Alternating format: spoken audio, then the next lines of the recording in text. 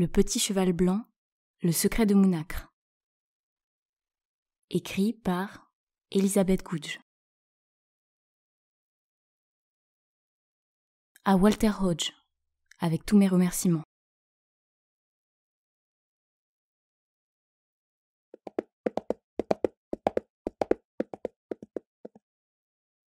Chapitre 1. Le fiacre fit une nouvelle embardée, et Maria Merriweather, Miss Eliotrop et Wiggins tombèrent une fois de plus les uns sur les autres. Avec un soupir de lassitude, ils se redressèrent et fixèrent leur attention sur ce qui, en ces heures difficiles, était pour chacun d'eux source de courage et de force.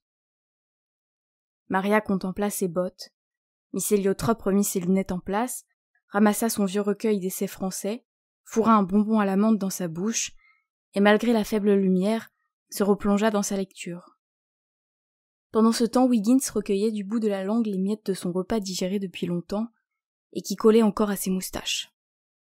L'humanité peut grosso modo être divisée en 3 sortes d'individus. Ceux qui trouvent le réconfort dans la littérature, ceux qui le trouvent dans l'apparence, et ceux qui le trouvent dans la nourriture. Miss Eliotrop, Maria et Wiggins représentaient ces 3 catégories d'êtres vivants. Mais décrivons Maria en premier, puisqu'elle est l'héroïne de ce roman. En l'an de grâce 1842, elle avait 13 ans et n'était pas ce qu'on appelle une beauté. Avec ses yeux gris-argent qui lui donnaient un regard pénétrant, ses cheveux roux, raides comme des baguettes de tambour, et son visage parsemé de taches de rousseur. Pourtant, la noblesse de sa silhouette, aussi menue que celle d'un sylphe, lui conférait une grande dignité. Ses pieds, qu'elle avait minuscules et dont elle était très fière, représentaient son principal atout, et c'est pourquoi Maria s'intéressait plus à ses souliers qu'à ses mitaines, sa robe ou sa coiffe. Les bottes qu'elle portait ce jour-là avaient, il est vrai, de quoi remonter le moral de qui que ce soit. Fourrées de laine de mouton et ornées de perles de cristal cousues sur tout le pourtour, elles étaient taillées dans un cuir gris d'une grande finesse. On les voyait à peine cependant, car la robe de soie grise de la jeune fille, et sa pelisse grise également, et doublée elle aussi de laine de mouton, retombaient sur ses chevilles. Mais Maria savait qu'elles étaient là, et cette seule pensée lui procurait une force morale comme on en voit rarement. Maria songea donc à ses perles, tout comme elle songea à un moindre degré au ruban pourpre autour de sa taille, au bouquet de violettes enfoncé dans les replis de son chapeau à bride, et aux mitaines de soie grise, qui paraient ses petites mains enfouies sous son manchon blanc. En vraie aristocrate, Maria accordait plus d'importance à la perfection de ces petits détails invisibles qu'à ce qu'elle pouvait laisser voir de sa personne. Non qu'elle ne soigne pas sa mise. L'apparence comptait pour elle, bien sûr, car Maria était coquette, même lorsqu'elle portait les couleurs du deuil. La jeune fille était en effet orpheline. Elle avait perdu sa mère peu de temps après sa naissance, et son père avait trépassé 2 mois auparavant, laissant derrière lui tellement de dettes qu'il fallut vendre tous ses biens, y compris la magnifique demeure londonienne où Maria avait vécu, juste en face du jardin de London Square.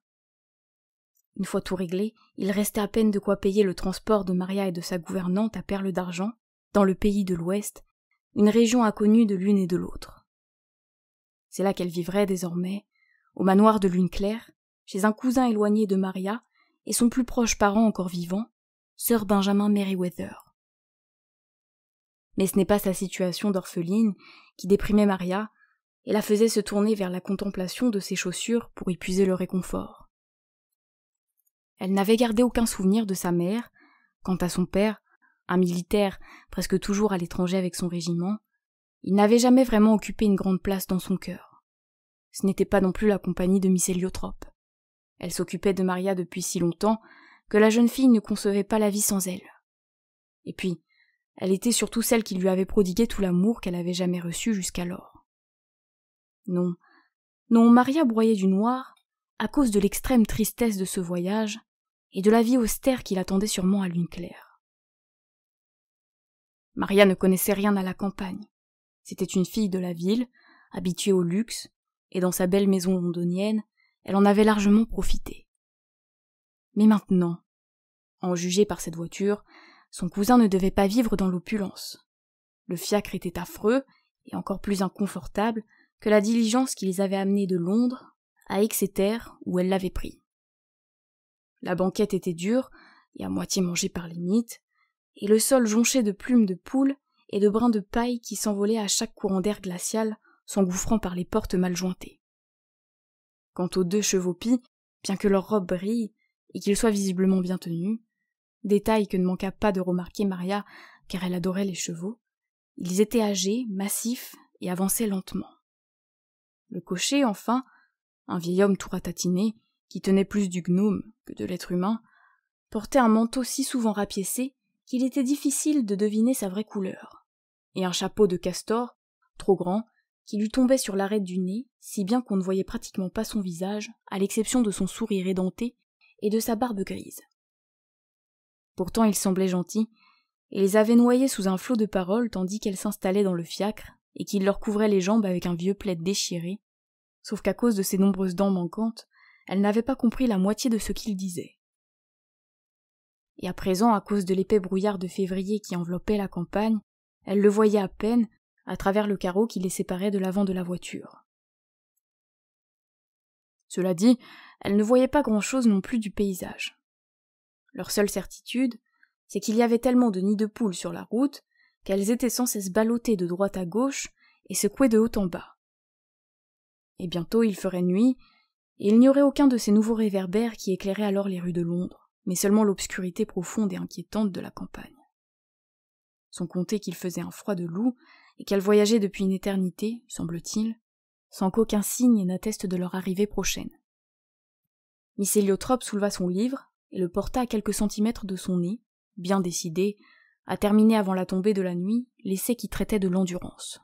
Elle le lirait souvent dans les mois à venir, elle n'en doutait pas, ainsi que celui sur l'amour, qui ne fait jamais défaut.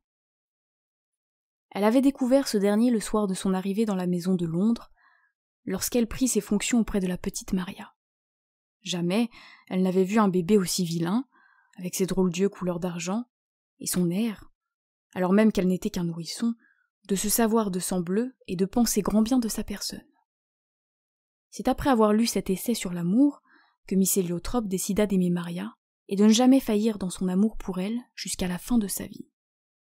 Au début, l'attachement qu'elle portait à la fillette était quelque peu forcé. Elle cousait ses vêtements et les réparait avec une volonté inflexible, mais malheureusement un manque d'imagination incroyable. Et quand Maria faisait des bêtises, elle la punissait rarement, cherchant plus à gagner ses faveurs qu'à sauver son âme. Mais au fil des années, ses gestes de tendresse devinrent empressés, et elle se mit à lui coudre des habits avec une ferveur telle que chaque pièce frisait l'œuvre d'art. Ayant été elle-même battue comme plâtre pour des pacadilles, elle se fichait comme d'une guigne que Maria l'aimât ou pas, tant qu'elle parvenait à faire d'elle une grande dame. C'est cela le vrai amour. Maria le comprit si jeune que même lorsqu'elle avait passé des heures au piquet, son affection pour Miss Héliotrope ne faiblit jamais. Et à présent qu'elle n'était plus une enfant mais une jeune fille, cet amour était ce qu'il y avait de plus beau dans sa vie. Depuis sa plus tendre enfance, Maria avait donc toujours su, quand elle se trouvait en présence d'un être ou d'une chose de qualité. Désirant toujours le meilleur, elle ne se trompait jamais, même lorsque, comme avec Miss Héliotrope, le coffret n'indiquait guère le joyau à l'intérieur. Elle était peut-être même la seule à avoir deviné quel être supérieur se cachait derrière Miss Héliotrope. Et c'était sans nul doute pour cette raison que l'amour de cette dernière pour Maria était si fort. Il faut reconnaître que Miss Héliotrope était d'apparence vraiment curieuse. La plupart des gens s'arrêtaient au nez et à l'allure de Miss Héliotrope. Certes, son nez, crochu, comme le bec d'un aigle, et d'un rouge violacé, éveillait immédiatement la suspicion. Les gens pensaient que Miss Héliotrope buvait et mangeait trop, d'où la couleur de son appendice. En réalité, la pauvre femme souffrant d'une digestion difficile se contentait de picorer et ne s'autorisait pas la moindre goutte d'alcool. Pourtant elle ne se plaignait jamais, et c'est parce qu'elle ne se plaignait pas que les gens se trompaient sur son compte, à l'exception de Maria bien sûr. Non qu'elle se soit ouverte de ses problèmes digestifs à sa jeune maîtresse. Miss Héliotrope avait été élevée dans l'idée qu'une dame ne parle pas de ce genre de choses. Mais la perspicace petite Maria avait fini par comprendre la passion de sa gouvernante pour les bonbons à la menthe. À cause de son nez si affreux, ses jolis yeux bleus myosotis passaient inaperçus, ainsi que les arcs parfaits de ses sourcils. Quant à ses cheveux gris, qu'elle avait peu abondants, Elle les frisait pour qu'ils retombent tout autour de son visage, une coiffure qui, si elle lui allait relativement bien lorsqu'elle l'avait adoptée à l'âge de 18 ans, ne l'asseyait plus guère à présent qu'elle en avait 60. Grande, très maigre et voûtée, elle dissimulait sa silhouette ingrate grâce à des robes à crinoline, et été comme hiver, elle couvrait ses épaules d'un châle noir qu'elle croisait sur sa poitrine, de sorte qu'elles paraissent presque replètes. Elle ne sortait jamais sans une grande ombrelle noire, une lourde cape élimée et un large chapeau noir, orné d'une plume violette. À l'intérieur, en revanche, elle se contentait d'une petite coiffe blanche avec un ruban de velours noir.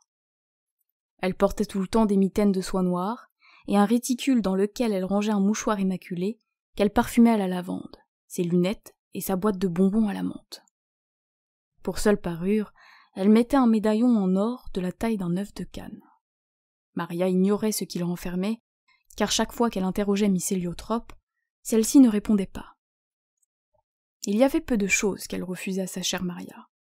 Tant que ce que voulait la jeune fille ne constitua pas un danger pour l'immortalité de son âme, mais elle ne cédait pas sur ce médaillon. Ce qu'il renfermait, disait-elle, ne regardait qu'elle et elle seule. Maria n'avait aucune chance de l'ouvrir à l'insu de sa gouvernante, car Miss Héliotrope ne s'en séparait jamais. La nuit, elle le glissait sous son oreiller. De toute façon, jamais Maria n'aurait regardé en cachette. Ce n'était tout simplement pas le genre de fille à faire cela.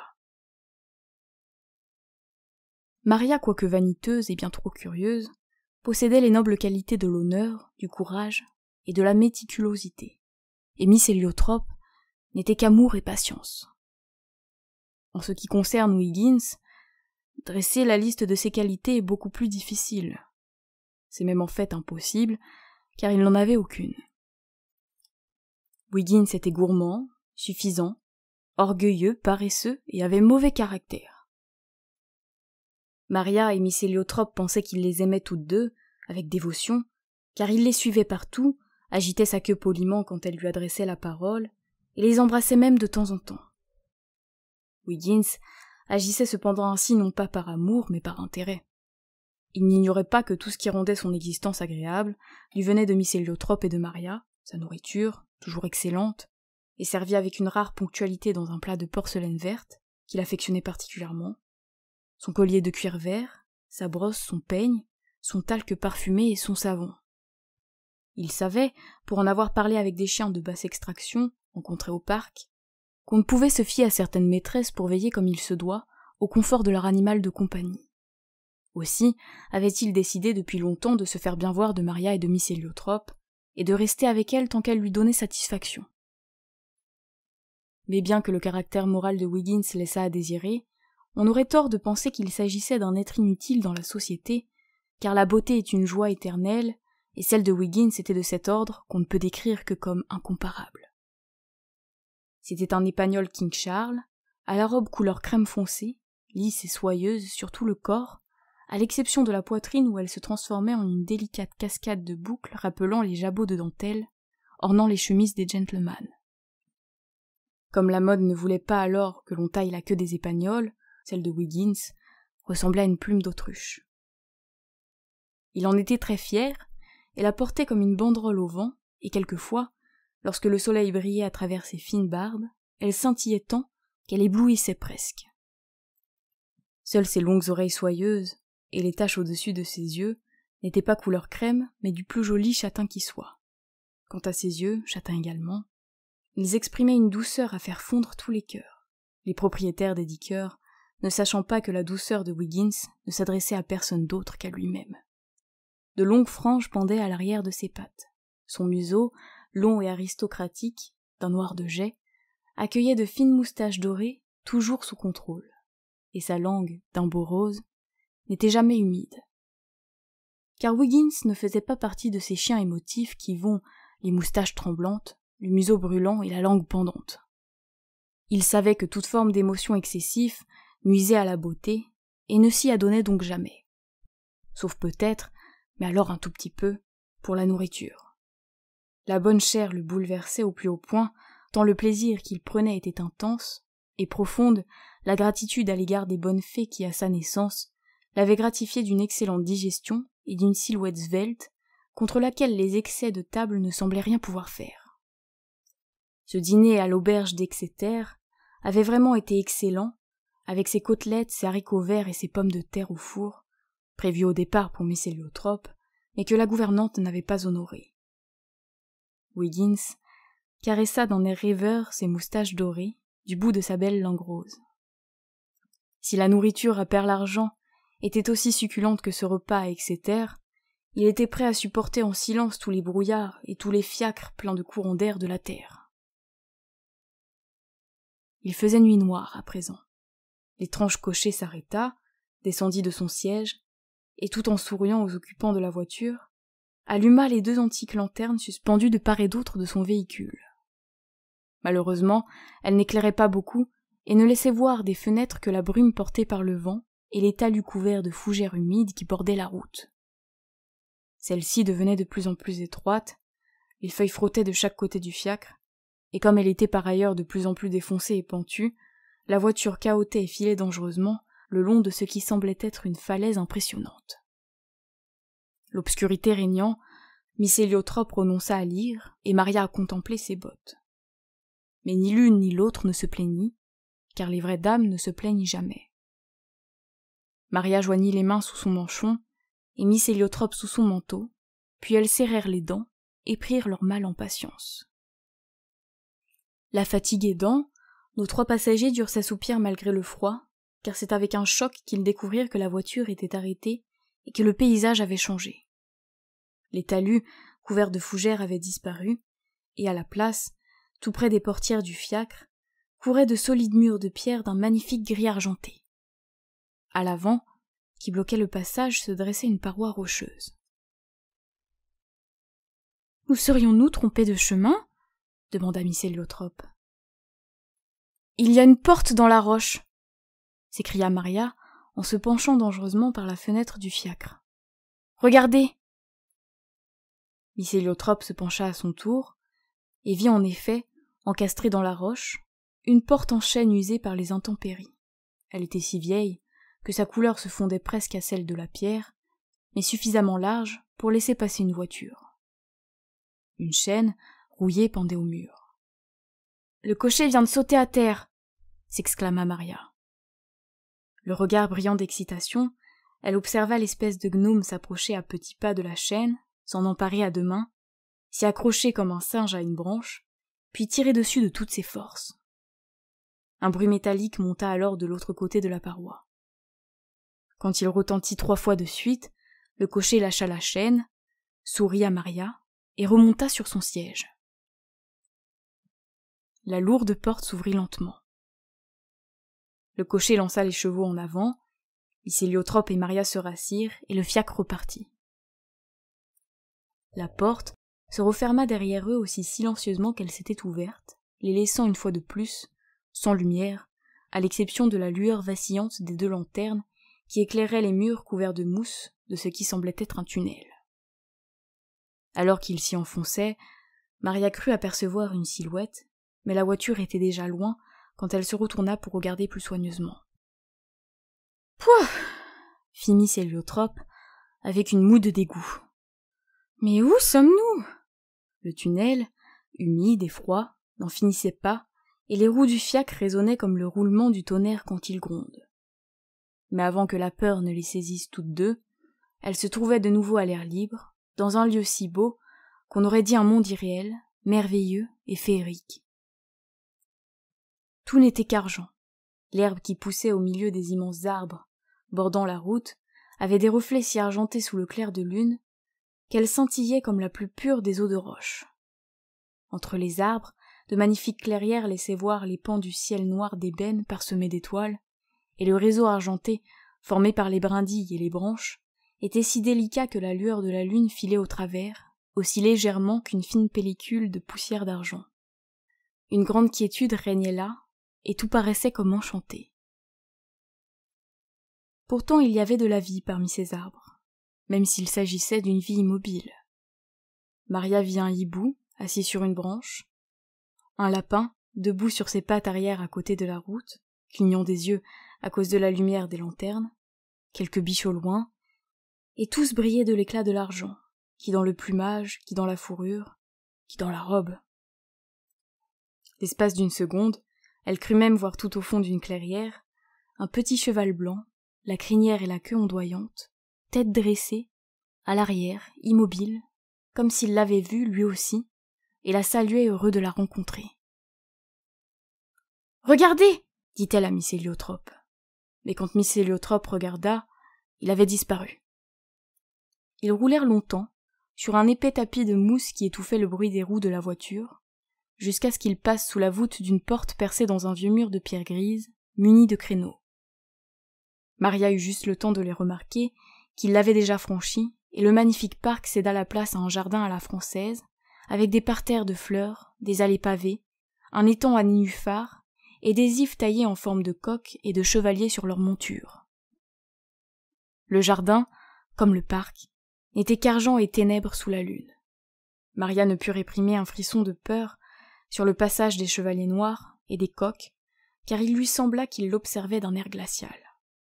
Bien que couché à ses pieds et ne pouvant donc les voir, Wiggins se mit brusquement à grogner, comme s'il avait deviné qu'il se passait quelque chose. Quant à Miss Héliotrope, elle lâcha d'une voix tremblante. « Sommes-nous encore loin ?»« Nous sommes arrivés, » répondit Maria. « Regardez, on voit de la lumière. »« Où donc ?» demanda Miss Héliotrope. « Là, juste derrière cet arbre. » Et elle lui indiqua du bout du doigt un rond de lumière orange, comme un œil qui clignait gaiement à travers les branches d'un énorme cèdre. Il y avait quelque chose de merveilleusement rassurant dans cette tache orange. Au milieu de tout ce noir et de tout cet argent, on aurait dit une pierre précieuse. C'était un peu de présence terrestre dans cet univers surnaturel, effaçant la froideur des ifs sombres et menaçants. « Mais elle est en plein ciel !» s'exclama Miss Héliotrope. Quand le fiacre contourna le cèdre, elles comprirent pourquoi la lumière brillait si en hauteur. La maison de sœur Benjamin n'avait rien à voir avec celle moderne auxquelles elles étaient habituées.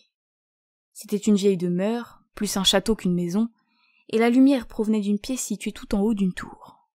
Miss Héliotrope laissa échapper un cri de désarroi, qu'elle étouffa rapidement, car seules les personnes mal élevées se laissent aller à crier dans l'adversité, en songeant aux souris et aux araignées qui devaient vivre là, et dont elle avait une peur bleue. Maria, elle, lâcha une exclamation de plaisir. Elle allait vivre dans une maison avec une tour, comme une princesse dans un conte de fées. Quelle majestueuse demeure! Elle se dressait devant elle avec une sorte de puissance éternelle qui était tout aussi rassurante que la lumière provenant de la fenêtre en haut de la tour.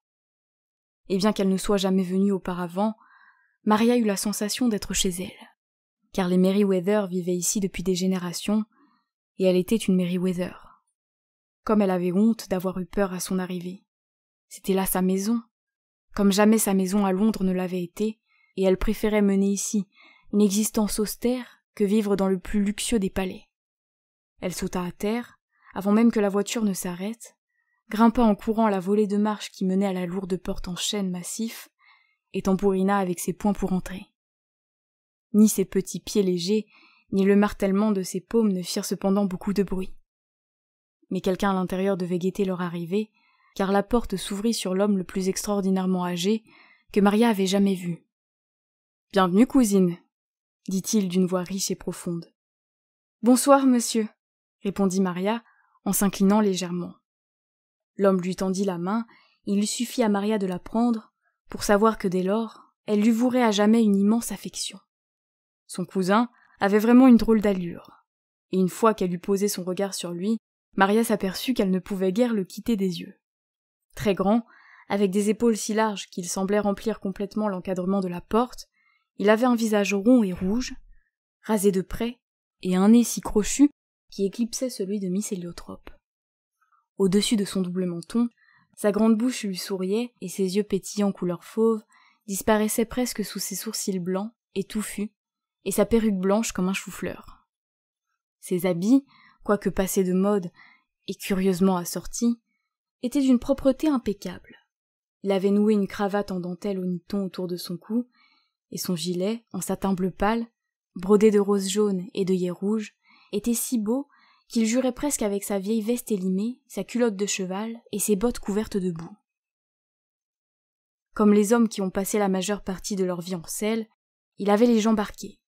Une fine dentelle recouvrait le haut de ses mains larges et rouges, comme son visage, dont les paumes étaient aussi dures que le cuir à force d'avoir tenu la bride. Et à l'un de ses doigts, une bague ornée d'un rubis brillait de mille feux. En fait, tout dans l'apparence de Sir Benjamin Merryweather rayonnait. Son visage rond, son sourire, sa voix, ses yeux fauves et son rubis. Serrant la main de Maria dans la sienne, il observa la jeune fille avec attention, comme s'il s'interrogeait sur son compte. Maria trembla. Et si elle n'avait pas les qualités qu'il recherchait? Elle leva pourtant les yeux vers lui et soutint son regard. « Je vois que j'ai affaire à une vraie Merryweather », déclara-t-il enfin de sa voix grave. « Une Merryweather aux yeux d'argent, directe, pointilleuse, courageuse. Dotée d'un sens de l'honneur, est née une nuit de pleine lune.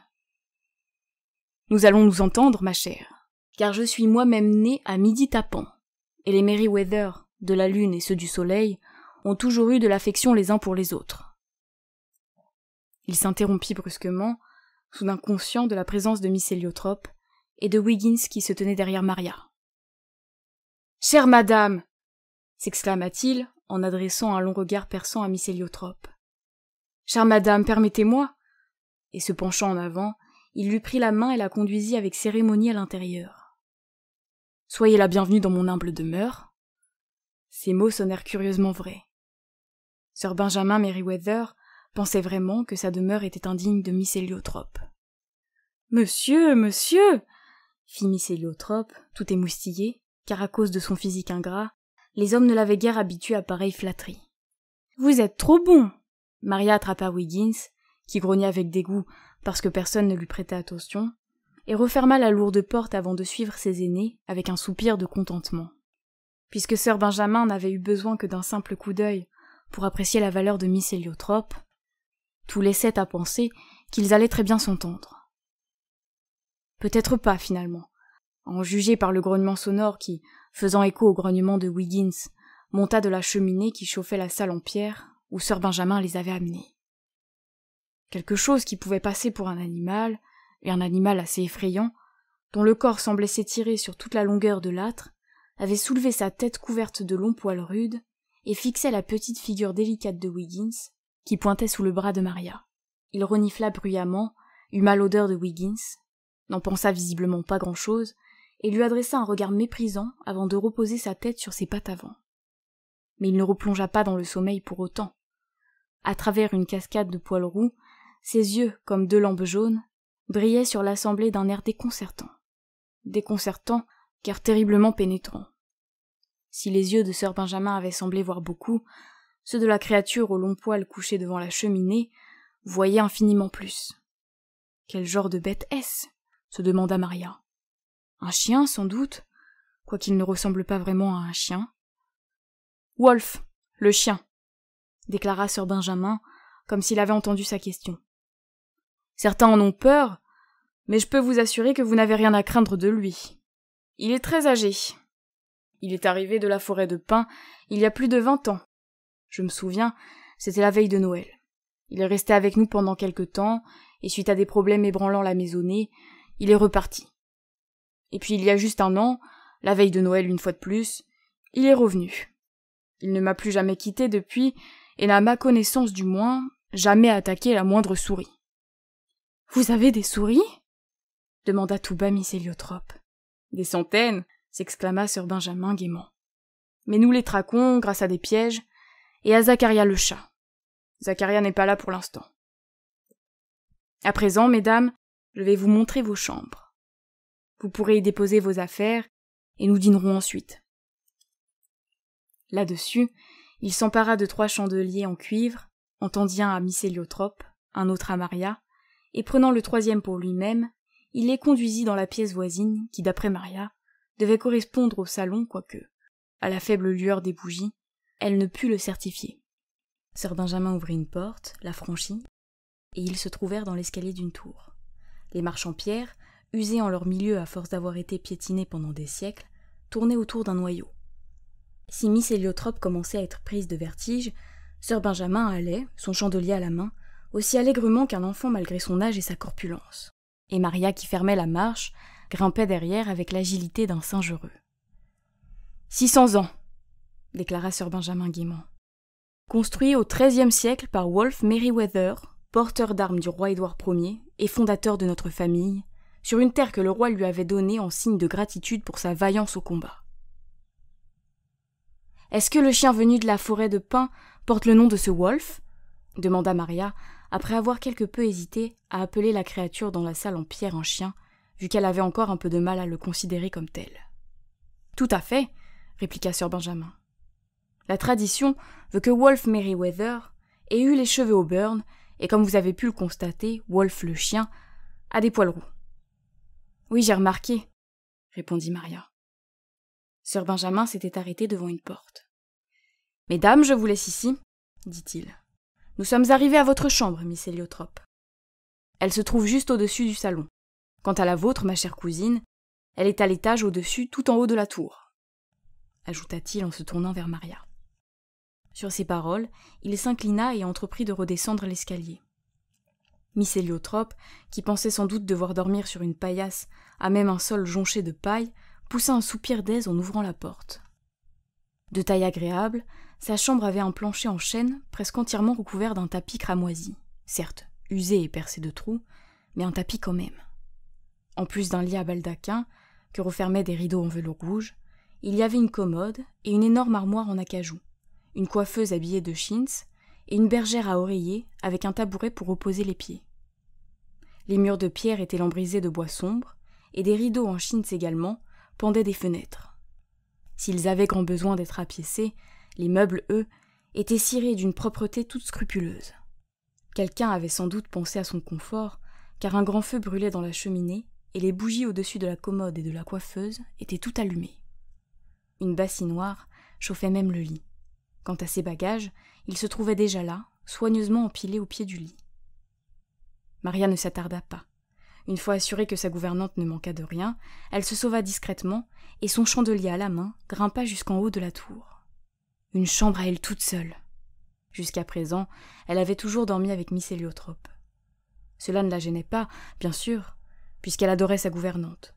Mais récemment, elle s'était dit que ce serait agréable d'avoir sa propre chambre à elle. L'escalier aboutissait à une porte si minuscule qu'aucun adulte de taille normale ne pouvait la franchir. Mais pour une jeune fille de 13 ans, elle était parfaite. Maria l'examina, le cœur battant.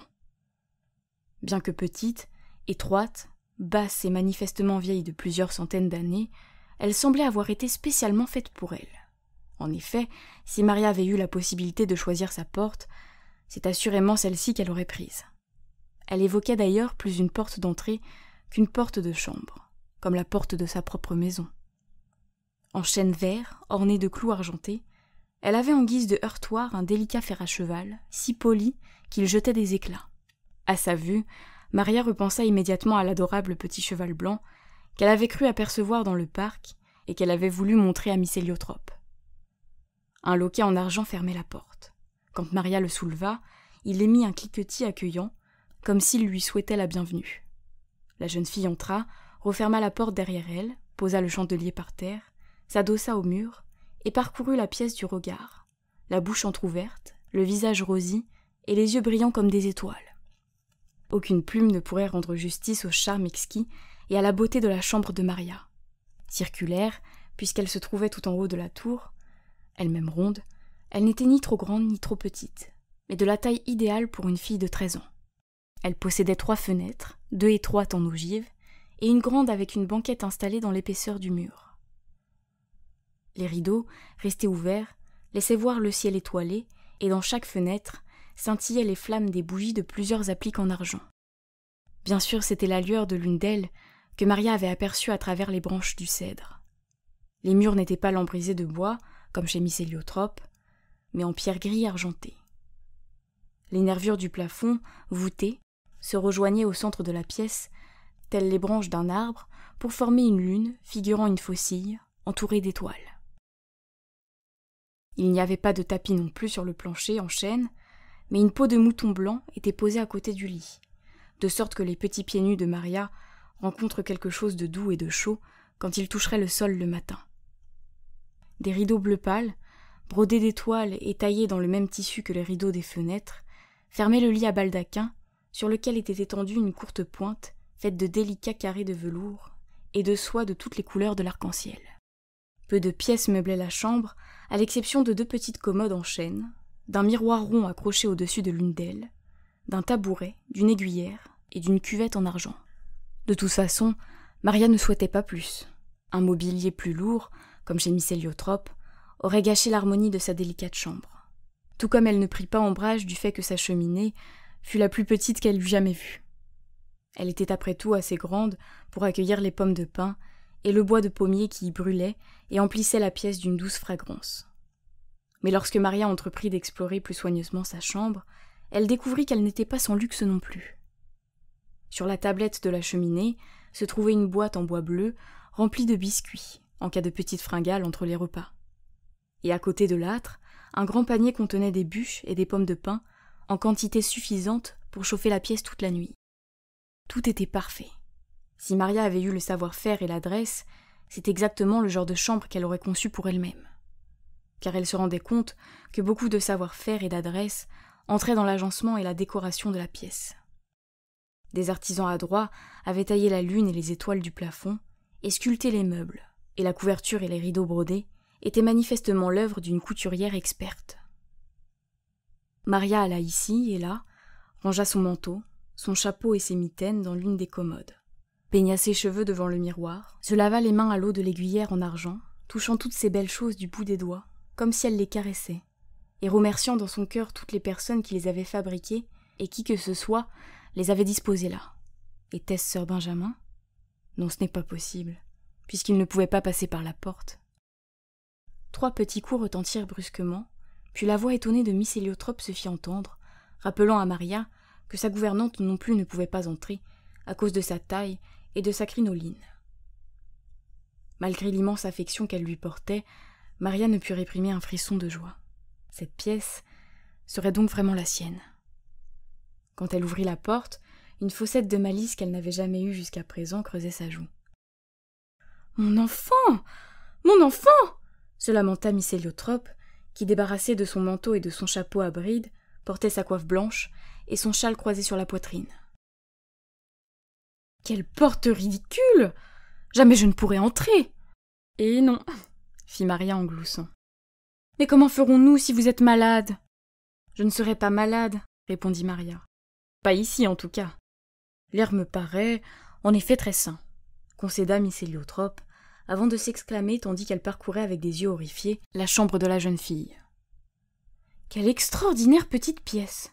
Si curieuse! Oh, ma pauvre enfant! Comment allez-vous faire pour dormir là? C'est à vous donner la chair de poule! »« Moi, j'aime bien, » rétorqua Maria. Observant ses joues rosies, ses yeux brillants et cette toute récente fossette, Miss Héliotrope comprit que Maria parlait sérieusement. Elle regarda à nouveau la chambre, avec plus d'attention cette fois, et vit qu'en effet, elle convenait à sa jeune maîtresse, debout là, si menue et droite dans sa robe grise. On aurait dit qu'elle l'enveloppait comme les pétales d'une fleur. En fait, elle se complétait.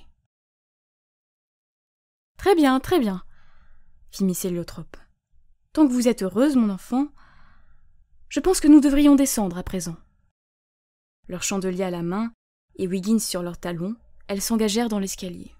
« Je me demande qui s'occupe du ménage ici, » dit Miss Héliotrope.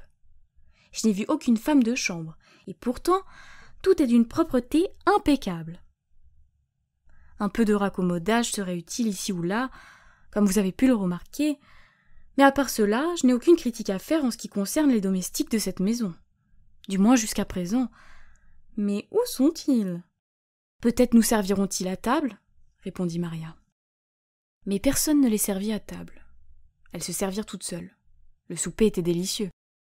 Il y avait du pain tout chaud sorti du four, de la soupe à l'oignon brûlante, un succulent ragoût de mouton, des pommes au four servies dans un plat en argent, du miel, du beurre couleur souci, un pichet de Bordeaux et des marrons chauds. Miss Héliotrope se contenta de pain et de beurre, avec un peu de Bordeaux, mais ils lui procurèrent un tel plaisir qu'elle-même en fut surprise.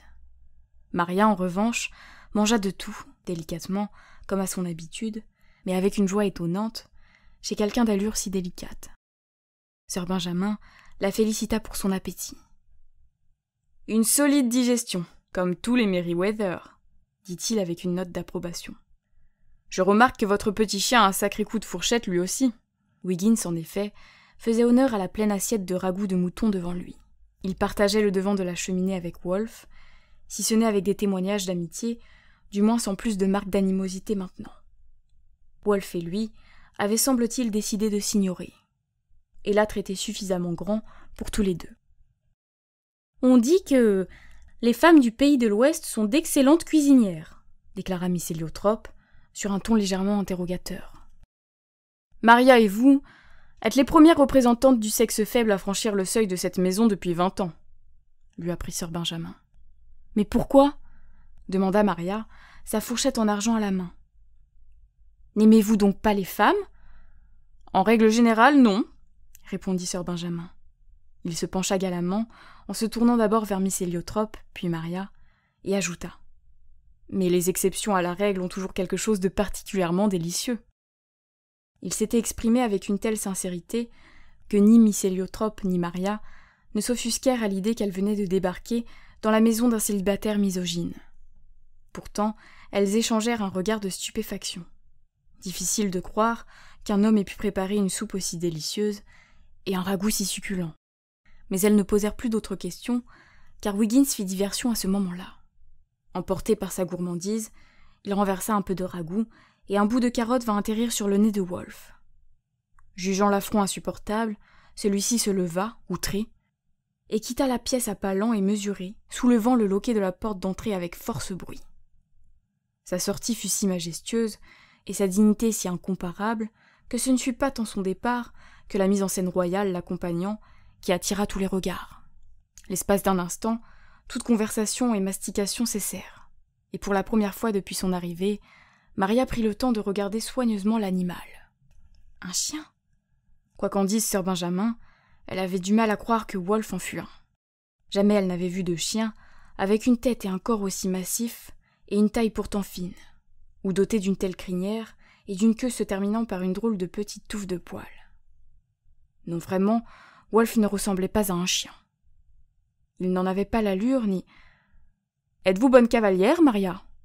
demanda Sir Benjamin brusquement. Maria abandonna l'étude de Wolfe et se tourna vers son hôte.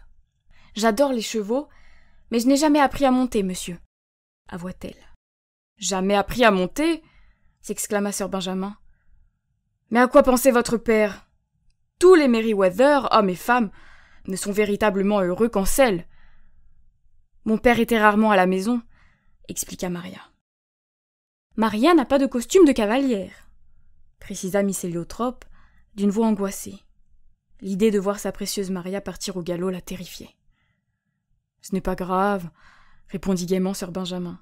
« L'important, c'est que je possède un poney qui a exactement la taille qu'il faut. » Le visage de Maria s'empourpra, et ses yeux brillèrent tout à coup. « Le blanc ?» demanda-t-elle, avec une ardeur assez étonnante. Sir Benjamin parut surpris. « Blanc ?» répéta-t-il. « Non, gris pommelé.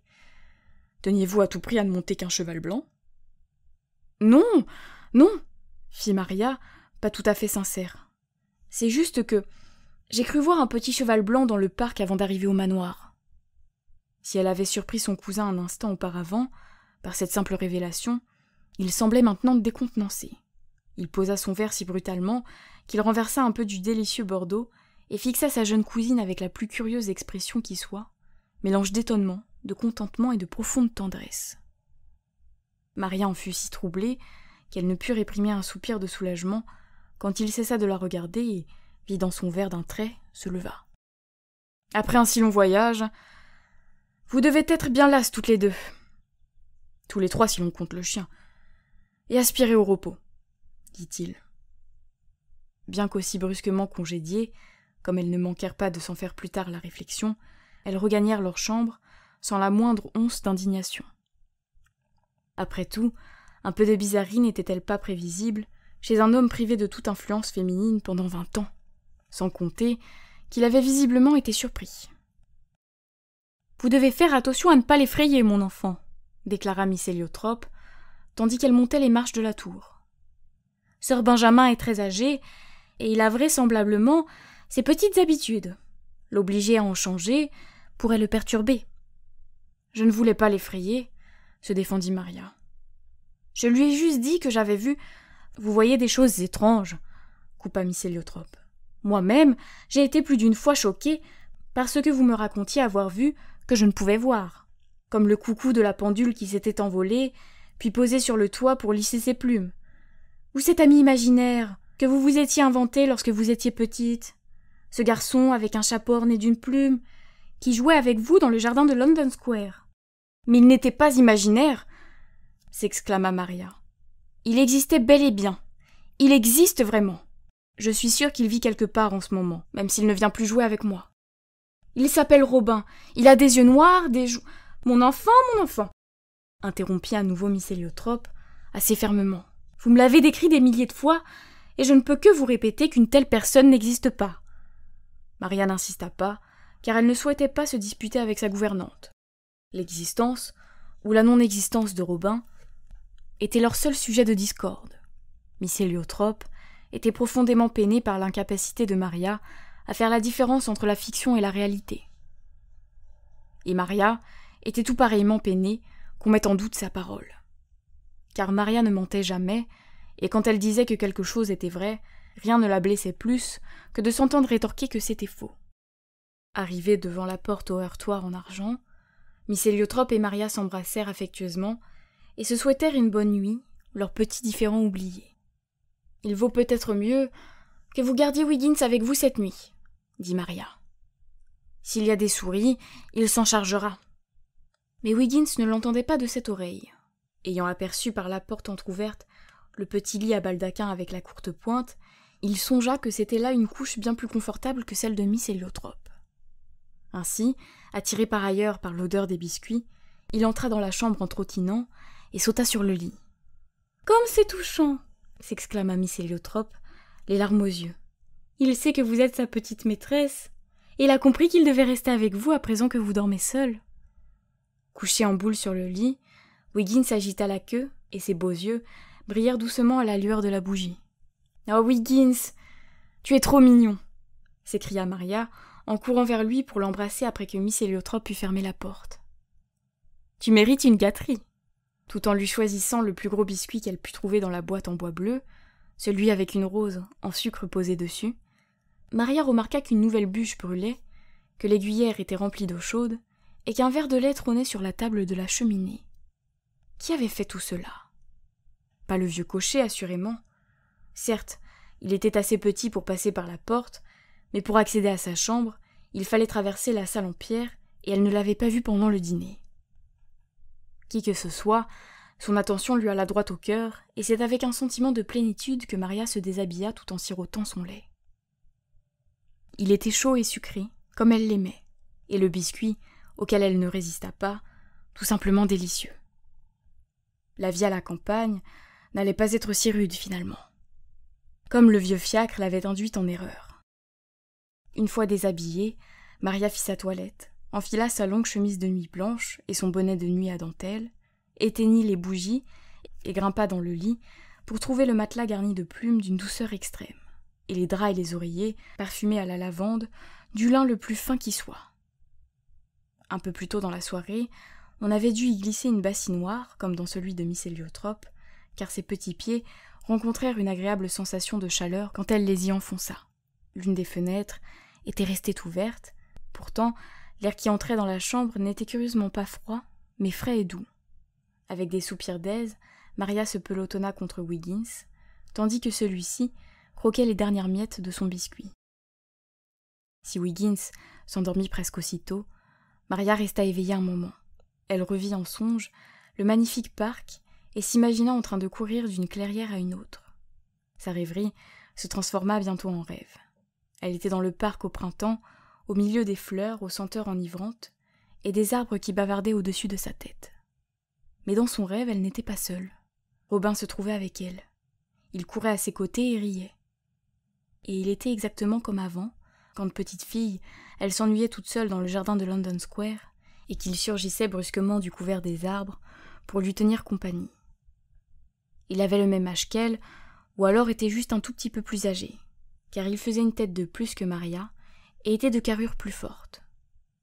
Il n'y avait en effet rien d'éthéré chez Robin, c'était même tout le contraire, ce qui prouvait à Maria qu'il n'était pas le fruit de son imagination, mais était bel et bien réel. Robuste, les joues rouges et la peau tannée par le soleil et le vent, il avait des yeux sombres, brillants de malice et de gentillesse, et ourlés d'épais cils noirs sous des sourcils bien dessinés. Son nez, légèrement retroussé, avait quelque chose d'effronté, sa bouche était généreuse et souriante, et son menton creusé d'une fossette. Quant à ses cheveux châtains qui retombaient en boucles sur son front et autour de son visage, ils évoquaient la toison d'un mouton, et sur sa nuque, rebiquaient comme le fin duvet sur la queue d'un canard. Robin était tout de brun vêtu. Depuis sa veste, couleur des feuilles de hêtre à l'automne, jusqu'à ses hauts de chausses en cuir, ses collants et son vieux chapeau tout cabossé, qu'il portait de côté, et orné d'une plume de paon verte. Ainsi était Robin, quand il venait jouer avec Maria dans le jardin de London Square. Et ainsi lui apparut-il dans son rêve, au cours de sa première nuit, au manoir de Lune Claire, fort, bon et drôle, chaleureux et brillant comme le soleil, le meilleur compagnon du monde. Dans la petite chambre tout en haut de la tour, tandis que le clair de lune argentée et la lueur dorée du feu de cheminée se fondaient l'un dans l'autre, Maria dormait en souriant.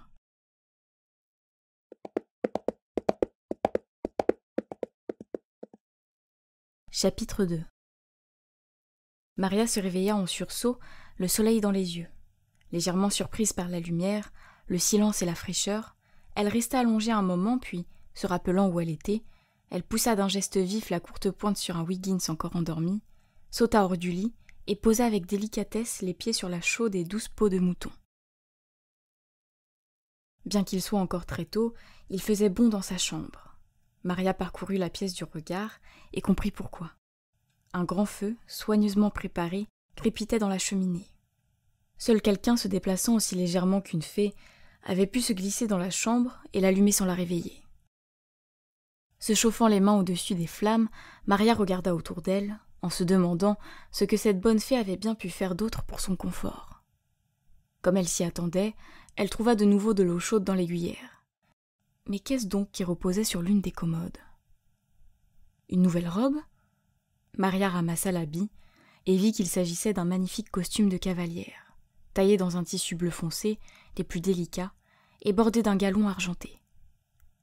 Il y avait aussi un chapeau avec une plume d'autruche blanche, une paire de bottes de cheval, et sur la pile de vêtements, un bouquet de perce-neige, encore humide de la rosée du matin. Maria s'habilla en vitesse, en proie à une excitation grandissante, à mesure qu'elle découvrait que le costume lui allait à la perfection. Elle se doutait bien qu'il n'avait pas été fait pour elle.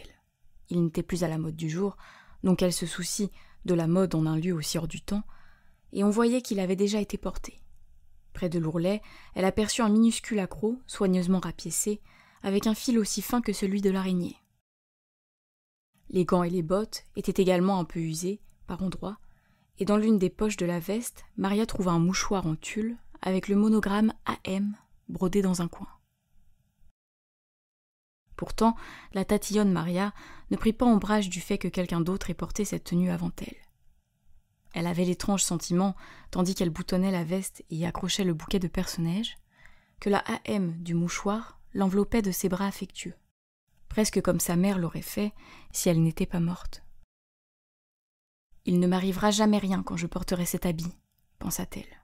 « Les gens sont toujours en sécurité dans les bras de leur mère. » Debout, devant le petit miroir, elle se brossa les cheveux avant de les relever en chignon au-dessus de sa tête, puis décidant d'aller admirer le paysage, elle s'approcha de la plus grande des 3 fenêtres, celle avec la banquette, orientée au sud. Surplombant le jardin à la française, elle donnait pile sur la cime du cèdre derrière lequel Maria avait vu de la lumière hier à leur arrivée. Il était tout à fait possible, pour quelqu'un d'agile, d'escalader le rebord de la fenêtre, puis de sauter dans l'arbre pour rejoindre le jardin. Maria grimpa sur la banquette, ouvrit la fenêtre et se pencha à l'extérieur. Elle ne voyait pas grand-chose à cause du cèdre, mais la chaleur du soleil brillant dans un ciel sans nuages, la fit soupirer d'aise. En regardant plus bas, à travers les branches de l'arbre, elle aperçut des parterres lumineux de perce-neige blancs et d'aconites violets avec. Ici et là, les taches des premiers crocus dorés et rouges qui tendaient leur coupole pour attraper le soleil. Les ifs ne l'effrayaient plus ce matin, car la délicatesse des fleurs printanières éclipsait leur silhouette menaçante. À bien y regarder, Maria se rendit compte que le jardin n'était finalement pas si bien tenu que cela. Les ifs avaient besoin d'une nouvelle taille, les parterres autour de l'étang d'être désherbés, et les allées débarrassées de la mousse verte qui poussait entre les pierres. En même temps, ce côté négligé lui conférait un certain charme, un air de franche camaraderie qui réchauffait le cœur de tout à chacun. Petite, Maria se faisait réprimander chaque fois qu'elle marchait sur les parterres de fleurs du jardin de London Square, où elle jouait avec Robin. Ici, personne n'y trouverait assurément rien à y redire. Oh, si seulement Robin était là, pensa Maria en soupirant. Mais Robin avait disparu de sa vie 2 ans auparavant, dès qu'elle avait commencé à coiffer ses cheveux en chignon et à adopter des allures de dame. Il avait cessé de venir. Elle redescendit de la banquette et se dirigea vers la fenêtre située à l'ouest. Celle-ci donnait sur une roseraie, avec une tonnelle en son centre et des allées d'herbe, serpentant entre les parterres en forme de cœur. C'était si beau que Maria en eut le souffle coupé. Pourtant il y avait encore très peu de feuilles aux arbres. La roseraie devait être magnifique en juin, avec son abondance de fleurs et de parfums flottants jusqu'au vieux mur crénelé et se brisant contre lui dans une explosion de couleurs et de lumière. Cela dit, même en cette saison, elle offrait une palette riche à cause de tous les oiseaux qui y avaient élu domicile, comme des mésanges bleus et des pinsons aux gorges rouges. Mais ces petites créatures n'étaient pas les seules à plumes en ce début de matinée. Entendant crier dans le ciel, Maria leva les yeux et vit un vol de mouettes qui allait d'est en ouest. Elles avançaient, les unes derrière les autres, captant la lumière du soleil avec leurs puissantes ailes et poussant leurs cris étranges qui firent battre le cœur de la jeune fille. Car ils lui signifiaient que la mer n'était pas loin, juste derrière elle, à l'est. Et Maria n'avait jamais vu la mer. L'espace d'un instant, éblouie par le soleil, Maria vit flou. Elle se frotta les yeux et se replongea dans la contemplation de la roseraie. Au-delà du mur crénelé s'étendait le parc du manoir de Lune Claire. Jamais dans le courant de sa courte vie, Maria n'avait vu d'arbre aussi majestueux. Êtres géants, chênes au tronc rugueux, marronniers magnifiques et délicats bouleaux scintillant dans la lumière. Ils n'avaient pas encore de feuilles à leurs branches, mais leurs bourgeons étaient gonflés et un voile pâle semblait flotter entre eux. Entre les arbres, les clairières qui lui étaient apparues argentées la veille étaient à présent de la couleur fauve de l'herbe au début du printemps. Bientôt elles seraient d'un vert vif, jonchées de primes verts. Les ajoncs aux glorieuses touffes d'or brillaient avec presque autant d'éclat que les fleurs du jardin à la française. Dans les espaces ouverts du parc, des moutons passaient, leurs petits gambadant autour d'eux. Quelques-uns allaient aussi, ici et là. Mais Maria eut beau scruter l'horizon, elle ne revit pas le petit cheval blanc. Les 12 collines vertes du pays de l'Ouest s'étendaient au-delà du parc, ces collines qu'elle ne tarderait pas à aimer passionnément. Elles semblaient encercler la vallée comme le mur crénelé encerclait le manoir. Parmi celles qui se trouvaient à proximité, une lui plut davantage que les autres, avec sa forme conique et ses arbres plantés en son sommet, comme une présence amicale. La tour d'une église grise se dressait contre son renfort. Maria en conclut que le village de Perle-Argent devait se nicher à ses pieds. Maria s'approcha enfin de la fenêtre orientée au nord.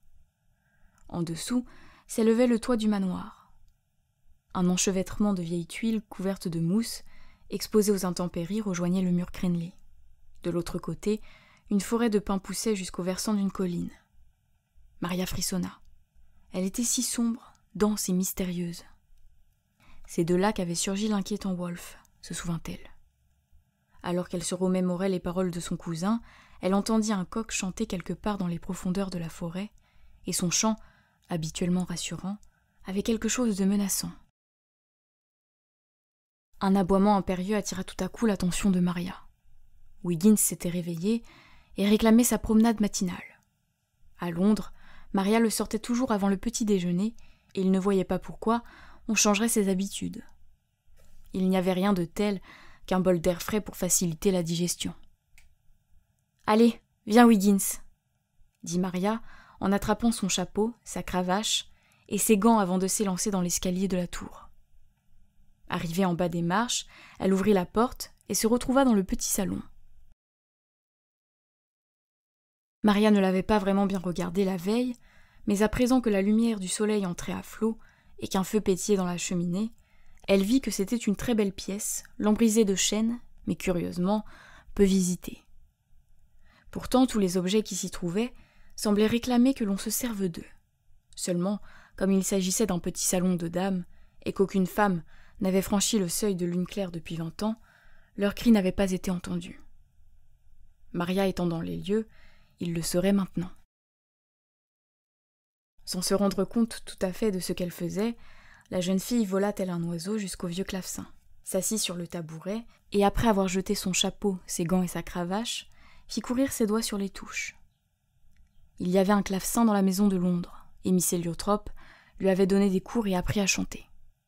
Tout en jouant, Maria contempla la pièce.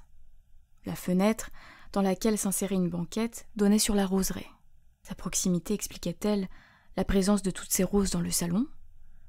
Ainsi, les rideaux de brocart couleur crème, déchirés mais encore magnifiques, étaient ornés de boutons de rose rouge feu, tout comme la bergère à côté de la cheminée. Sur le plancher, le tapis persan, lui, avait pour motif des roses jaunes sur un fond vert, et l'assise des 6 chaises Sheraton, disposées contre les murs, des roses blanches avec un cœur doré, brodé sur un tissu rappelant le vert du tapis. Mais pas une seule rose rose n'était présente.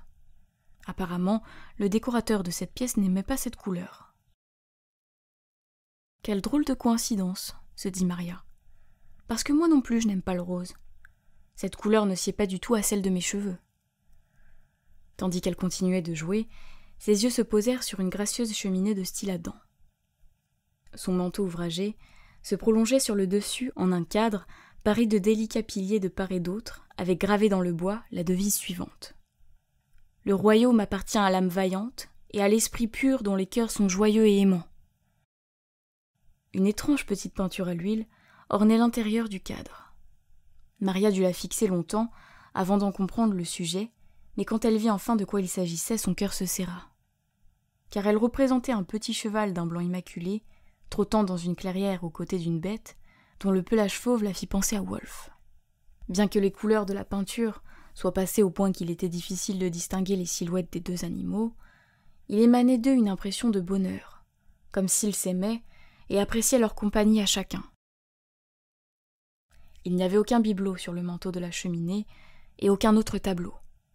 Le petit cheval blanc et la créature fauve régnaient là, en maître absolu. Sur la table contre le mur, Maria vit en revanche une boîte à ouvrage, en bois de cèdre ciselé, dont le couvercle était si solidement fermé qu'il n'avait assurément pas dû être soulevé depuis des années, et un échiquier sur lequel reposaient des pièces en ivoire scrupuleusement disposées. Elles étaient magnifiques sur tous les cavaliers, représentés avec des casques à plumes, tandis que les pions noirs avaient des têtes de chiens et les pions blancs des têtes de cheval. Mais cela faisait si longtemps que personne ne les avait déplacés qu'ils semblaient figés. Maria fut saisie du désir soudain de soulever le couvercle de la boîte à ouvrage et de lancer les pièces au galop sur l'échiquier. Mais elle n'arrivait pas à s'arrêter de jouer. Une mélodie qu'elle ne connaissait pas montait de ses doigts. Maria avait toujours été douée pour improviser sur ce que Miss Héliotrope appelait l'instrument. Pourtant, elle n'avait pas l'impression de composer ce morceau. C'était plutôt un air qui semblait être resté enfermé à l'intérieur du clavecin la dernière fois que quelqu'un en avait joué, et qu'elle libérait à présent. Maria s'y abandonna avec joie jusqu'à ce qu'elle s'arrête brusquement. Quelqu'un l'écoutait. Aucun bruit ne l'avait dérangée, pourtant, mais elle sentait qu'on l'écoutait. Elle se leva et courut jusqu'à la fenêtre. Il n'y avait personne dans la roseraie, seulement les oiseaux. Elle s'élança alors vers la porte qui menait du petit salon à la grande salle en pierre, et vit Wolfe couché devant l'âtre. Sir Benjamin, en tenue de cavalier, entra au même moment par une porte située à l'autre extrémité de la pièce et marcha à sa rencontre.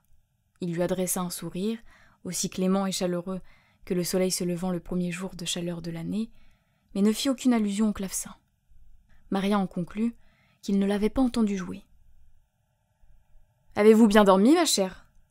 demanda-t-il. « Fort bien, monsieur, » répondit Maria, avec une petite révérence, avant de se dresser sur la pointe des pieds pour lui donner un baiser. C'était peut-être un peu effronté de sa part, car à cette époque, les jeunes filles n'embrassaient pas leur aîné à moins d'y être obligées, mais Maria n'avait pas pu s'en empêcher. Et Sir Benjamin ne sembla pas s'en offusquer. Au contraire, il parut même ravi, et bien que sa cousine fût une jeune fille de 13 ans, il la souleva de terre et la serra dans ses bras. Tandis qu'il la reposait, Maria sentit quelque chose d'humide et de chaud contre sa paume. Elle baissa les yeux, et à son grand étonnement, vit que Wolf se tenait près d'elle et lui léchait la main, agitant sa longue queue de gauche à droite. « Voyez-vous ça » s'exclama Sir Benjamin. « Wolf sait reconnaître une vraie Merryweather quand il se trouve en présence de l'une d'elles. » Maria posa timidement la main sur la tête de Wolf, et le cœur battant, regarda droit dans les yeux fauves de l'étrange animal. À son tour, Wolf la fixa intensément, et par cette seule expression, il lui fit comprendre qu'il l'adoptait. Tout à coup, Maria n'eut plus peur de lui, et se jeta à son cou. Elle se releva et se tourna vers Sir Benjamin. « J'ai admiré la vue qu'on a des fenêtres, » dit-elle. « Dans quelle direction est orientée votre chambre ?»« Sud et est, très cher, » répondit Sir Benjamin. « Le manoir comporte une seconde tour, et ma chambre correspond à celle de Miss Héliotrope. Ma mère l'occupait lorsqu'elle était encore de ce monde. Aujourd'hui, c'est moi. La petite pièce au-dessus, semblable à la vôtre mais sans les sculptures et avec une porte de taille normale, était ma chambre d'enfant. Elle est trop petite pour moi à présent et ne sert plus à rien. » S'emparant d'un bâton, il traça les plans de la maison dans la cendre devant le foyer. Le rez-de-chaussée du manoir était composé de plusieurs dépenses, où l'on rangeait les provisions destinées à la table et des appartements de Digweed le vieux cocher. La grande salle en pierre, au plafond à chevrons, qui allait jusqu'au toit, avec de part et d'autre la cuisine et le petit salon, occupait le premier étage. La chambre de Miss Héliotrope se trouvait au-dessus du petit salon et celle de Sir Benjamin au-dessus de la cuisine. « Maintenant, je vais vous montrer le domaine, » déclara Sir Benjamin. Il ouvrit un tiroir dans le vieux secrétaire qui se trouvait contre le mur et en sortit un parchemin qu'il étala sur la tablette rabattue du meuble. « Vous pouvez le prendre et l'examiner quand vous le désirez, ma chère, » dit-il. « Vous avez là toute l'étendue du domaine de Lune Claire. Mais pour l'instant, contentez-vous d'y jeter un coup d'œil et de voir de quoi il retourne. » C'était une vieille carte, et Maria se pencha dessus en tremblant, car même s'il ne s'agissait que de quelques hectares du pays de l'Ouest, ces quelques hectares lui appartenaient. Il représentait son domaine. À droite de la carte, une demi-lune bleue figurait la mer. La baie de Merryweather. Tout laissait à croire donc que Maria Merryweather, qui n'avait jamais vu la mer, possédait une demi-lune de mer bleue. À gauche, elle reconnut l'église qu'elle avait aperçue depuis la fenêtre de sa chambre. Elle s'appelait l'église de la Vierge Marie, et la douce colline derrière, la colline du paradis. Les noms sur la carte, bien qu'assez ordinaires, résonnaient dans sa tête comme les notes d'un air de musique familier et aimé. Elle leva les yeux vers Sir Benjamin et lui sourit en silence. Celui-ci hocha la tête avec bienveillance. « Vous êtes arrivée chez vous, ma chère, » dit-il. « Mais vous ne pouvez traduire par des mots ce que vous ressentez. C'est le cas de tous les Merryweather. Nous ne laissons pas voir nos sentiments. » Quelle est la signification de la phrase inscrite au-dessus de la cheminée du petit salon ? « Le royaume appartient à l'âme vaillante et à l'esprit pur dont les cœurs sont joyeux et aimants, » récita Sir Benjamin. « C'est la devise de notre famille. Elle fait référence aux deux sortes de Merryweather, ceux du soleil et ceux de la lune, qui sont toujours joyeux quand ils s'aiment. Elle exprime aussi le fait que la perfection ne s'atteint que dans la réunion de ces 4 qualités, le courage, la pureté, l'amour et la joie. » Sir Benjamin marqua une pause, puis avec un intense soulagement s'écria « Ah, les saucisses !» L'espace d'un instant, Maria crut que les saucisses était autre chose encore qu'il fallait posséder pour atteindre la perfection. Mais une délicieuse odeur lui dit que son cousin avait quitté le monde spirituel pour le monde matériel, où elle devinait qu'il était plus heureux et plus à son aise. Quasi au même moment, la porte du petit salon s'ouvrit sur Miss Héliotrope. Vêtue de sa robe en alépine, de son châle noir et de sa coiffe en coton, elle semblait heureuse et souriait après l'excellente nuit qu'elle venait de passer, qu'aucun cauchemar d'indigestion n'avait curieusement dérangée. La porte de la cuisine suivit juste après, pour laisser entrer Digweed, un plat de saucisses fumantes dans les mains. « Bonjour, Digweed !» lança sir Benjamin. « Bonjour, monsieur, bonjour, mesdames !»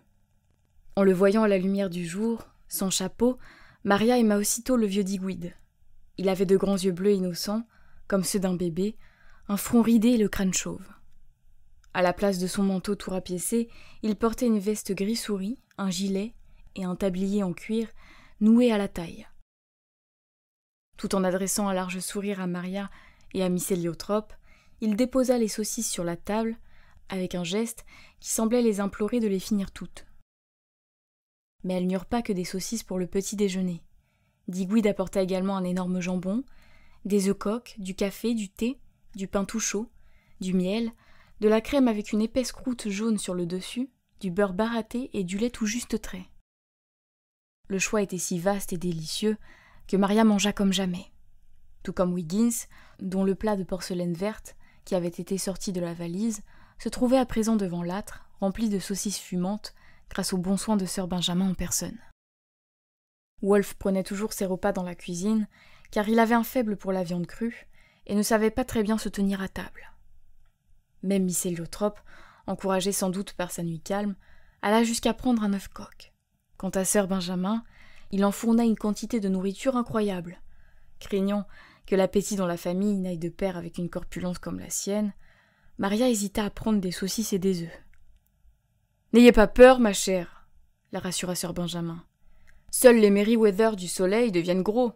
Les Merryweather de la lune peuvent manger tout ce qu'ils veulent et rester aussi minces et pâles qu'un croissant de lune. » Maria sourit et prit une saucisse. « D'où vient votre tenue, Maria ?» demanda Miss Héliotrope. « Je l'ai trouvée dans ma chambre, » répondit la jeune fille. « Vous auriez dû mettre votre robe. Elle aurait été plus appropriée pour notre leçon du matin, » déclara Miss Héliotrope sur un ton de reproche. « Le petit salon fera une excellente salle d'études. Nous nous y installerons dès que nous aurons fini notre petit déjeuner. » Maria implora sa gouvernante du regard, et ce faisant, vit que sir Benjamin fixait sa tenue avec un vif étonnement. Apparemment, il n'avait pas prêté attention à la façon dont elle était habillée jusqu'à présent. Se ressaisissant, il répondit à la supplique muette de sa jeune cousine. « Vous êtes bien trop consciencieuse, madame, » dit-il à Miss Héliotrope. « Vous devriez vous accorder une matinée de repos pour vous installer dans vos nouveaux appartements et vous reposer de la fatigue d'un aussi long voyage. Si vous le permettez, j'aimerais ce matin me charger de l'instruction de votre élève. » Il s'était exprimé avec une grande courtoisie, mais une grande fermeté aussi. Et Miss Héliotrope céda à sa requête immédiatement. En réalité, cela ne lui déplaisait pas trop, car elle rêvait de passer une matinée tranquille à ranger ses petites affaires dans sa charmante chambre. « À présent, Maria, » déclara sir Benjamin, dès qu'ils eurent fini de déjeuner, « mettez votre chapeau, prenez une pleine poignée de morceaux de sucre et suivez-moi. Wolfe et Wiggins aussi. » Puis s'inclinant devant Miss Héliotrope, il ajouta. « Au revoir, madame. Soyez sans crainte, votre élève est entre de bonnes mains. »« Je n'en doute pas, monsieur, » répondit Miss Héliotrope, et elle regarda sa chère Maria sortir de la pièce en toute tranquillité, tant sa confiance en sir Benjamin était grande. « Ah !» s'exclama Maria dans un long cri d'extase, tandis qu'elle sortait sur le perron en compagnie de son cousin et découvrait ce qui l'attendait au pied de l'escalier. Digweed tenait la bride d'un robuste cob brun et la longe d'un petit cheval gris pommelé, aux pattes courtes, à la longue queue et à la crinière flottante. « Atlas et Pervenche, » dit sir Benjamin, en lui présentant les deux bêtes. « Ils portent bien leur nom. Atlas, parce qu'il supporte avec héroïsme mon poids, et Pervenche, parce que la fleur qui est à l'origine de son nom pousse à ras du sol et est surnommée joie de la terre par les paysans de la région. Les pattes de Pervenche sont singulièrement courtes. Elle est très âgée, mais solide, et ne rechigne jamais à parcourir des kilomètres et des kilomètres. Mais Maria ne l'écoutait pas. Elle avait dévalé l'escalier 4 à 4 et tendait sa main remplie de sucre à Pervenche. Un frisson de joie la parcourut quand elle sentit le museau chaud et humide de la jument dans sa paume. De sa main libre, elle lui caressa la nuque et enfonça ses doigts dans sa longue crinière grise. « Pervenche, joie de la terre !» murmura-t-elle. Une fois que la jument eut fini le sucre, Maria repoussa son joli chapeau à plumes sur le côté, plaça une main dans celle de Digweed, un pied sur le montoir qui se trouvait à côté des marches, et se hissa sur le dos de Pervenche, comme si elle avait fait cela toute sa vie. Digweed gloussa avec plaisir, et sœur Benjamin éclata d'un rire ravi. « Inutile d'apprendre à une Merryweather à monter, Digweed, » dit-il.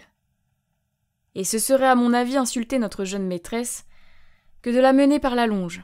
Retirez-la, je vous prie. » Là-dessus, il se souleva avec effort sur le montoir, puis sur le dos patient d'Atlas, et Wolfe et Wiggins fermant la marche, ils partirent au petit trot, tous les 4, en direction du parc, sous le soleil de ce début de printemps. Maria n'oublia jamais cette matinée-là. Ce n'est pas tout à fait vrai qu'elle savait monter naturellement. Sœur Benjamin dut lui montrer comment s'ajuster au rythme de Pervenche, manier les rênes et la cravache, et se tenir quand la jument partait au petit galop.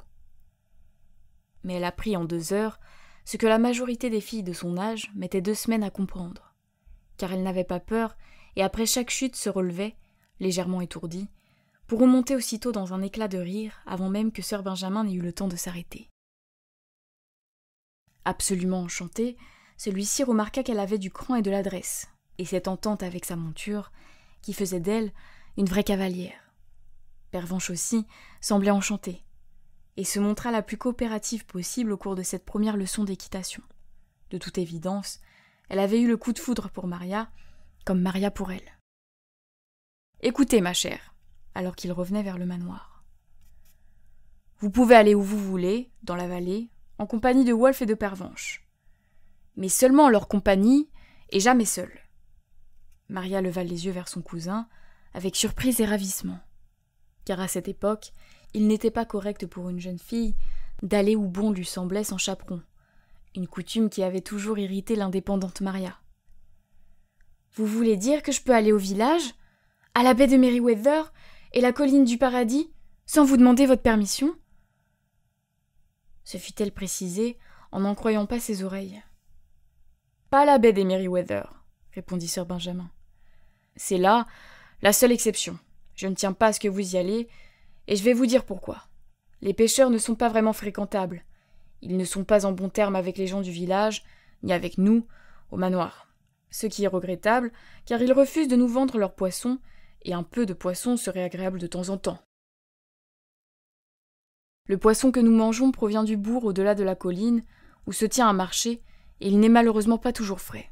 Bref, évitez la baie de Merryweather, mon enfant, mais vous pouvez aller à votre guise partout ailleurs, tant que Wolfe, ou Pervenche, ou les deux, sont avec vous. Je ne sais pas ce que Miss Héliotrope dira quand elle apprendra que je ne sors qu'avec des animaux, fit remarquer Maria. À Londres, je n'avais pas le droit d'aller au bout de la rue toute seule. Je lui parlerai, la rassura sœur Benjamin. Une princesse appelée à régner sur un domaine doit le connaître jusqu'à ses moindres recoins si elle veut régner dignement. Et comment peut-elle le connaître si elle n'a pas la liberté de faire sa connaissance ? Maria regarda fixement son cousin. C'était la seconde fois qu'il parlait de lune claire comme lui appartenant. Voulait-il dire par là qu'à sa mort, elle en hériterait ? Mais la pensée de sœur Benjamin mourant était si affreuse qu'elle la repoussa et décida de ne plus y accorder d'attention. De toute façon, ils étaient arrivés dans le jardin et se dirigeaient vers la cour de l'écurie, située du côté est du manoir. On y accédait par une large porte cintrée, taillée dans l'épaisseur du mur. L'endroit était un véritable enchantement. Juste de l'autre côté de la porte se trouvait un pigeonnier. Le roucoulement des oiseaux et la délicatesse de leur plumage participaient sans nul doute au charme du lieu. Au milieu de la cour, pavée de pierres rondes légèrement colorées comme des opales, avec des touffes de mousse verte qui poussaient entre elles, se dressait un énorme puits. Maria mit pied à terre et s'y précipita. De luxuriantes fougères poussaient sur le long de ses parois jusqu'au niveau de l'eau, et un toit de tuiles reposant sur des piliers en pierre en assurait la fraîcheur et l'obscurité. « Est-il très profond » demanda-t-elle d'une voix intimidée à sir Benjamin, tandis qu'il mettait pied à terre à son tour et tendait les rênes à Digweed, venu chercher les 2 chevaux pour les mener paître. « Personne ne connaît sa profondeur exacte, » répondit sir Benjamin. « L'eau n'a jamais manqué, même lors des pires sécheresses, et au cœur de l'été, elle est aussi fraîche qu'en janvier. Les jours de grande chaleur, on y garde le beurre et le lait au frais. Écartez les fougères et regardez ce qui se cache derrière. » Maria s'exécuta et vit juste au-dessus du niveau de l'eau, là où des pierres avaient été retirées, de petites niches à l'intérieur desquelles se trouvaient des pots de crème, des pichets de lait et des mottes de beurre enveloppées dans de la gaze. La jeune fille poussa un cri d'émerveillement à la vue de toutes ces minuscules cavités. Quelle merveilleuse cachette pour y mettre à l'abri autre chose que du beurre ou du lait, se dit-elle. Si elle avait vécu ici en temps de guerre, elle y aurait assurément caché ses bijoux. De la cour de l'écurie, on pouvait rejoindre l'arrière du manoir par un escalier, en bas des marches duquel se trouvait un autre montoir. 2 portes se tenaient de part et d'autre. Celle de droite, expliqua sir Benjamin à Maria, donnait sur les dépendances, celle de gauche, sur les appartements de Digweed. Au sud, la cour était bordée par le mur de pierre et la porte cintrée qui ouvrait sur le jardin. Au nord par l'écurie, à l'est par la sellerie et les remises. La galerie voûtée qui les traversait menait au potager au-delà. Maria n'avait jamais vu de construction semblable, et lorsque sir Benjamin lui fit visiter l'ensemble des bâtiments, elle s'extasia sur les remises, où le vieux fiacre, qui les avait amenés ici, Miss Eliotrop, Wiggins et elle, était rangé à côté du cabriolet de sir Benjamin et d'une vieille calèche à moitié cassée. Elle adora les boxes des chevaux, les mangeoires remplies de foin odorant, la sellerie et l'immense grenier à foin au-dessus de l'écurie. Sir Benjamin lui montra ensuite comment retirer la bride et la selle de pervenche et comment les remettre, de façon à ce qu'elles ne dépendent pas de Digweed la prochaine fois qu'elle voudrait monter sa jument. Puis il la présenta aux autres occupants de l'écurie, Darby et Johan, 2 gros chevaux de trait, Speedwheel, la jument couleur crème qui avait conduit le fiacre, et Hunter, son cheval de chasse, qui, bien que très âgé, était encore suffisamment robuste pour supporter le poids de sir Benjamin. « Qui montait Pervenche avant » demanda Maria, tout en remarquant que la calèche n'avait manifestement pas été utilisée depuis des années. Pourtant, elle devait bien appartenir à quelqu'un, et Pervenche lui avait donné l'impression d'être habituée à porter une femme sur son dos. « Oh, regardez » s'écria sir Benjamin, comme s'il n'avait pas entendu la question de Maria, bien qu'il ne soit nullement dur d'oreille. « Regardez ces colombes dans le ciel. N'avez-vous jamais rien vu d'aussi beau ? Oh, regardez » Maria leva les yeux vers les ailes blanches qui scintillaient telles des flocons de neige dans la lumière argentée du pays de l'Ouest, et se dit que non, effectivement, elle n'avait jamais rien vu d'aussi beau. Sauf peut-être les mouettes, ce matin, depuis la fenêtre de sa chambre.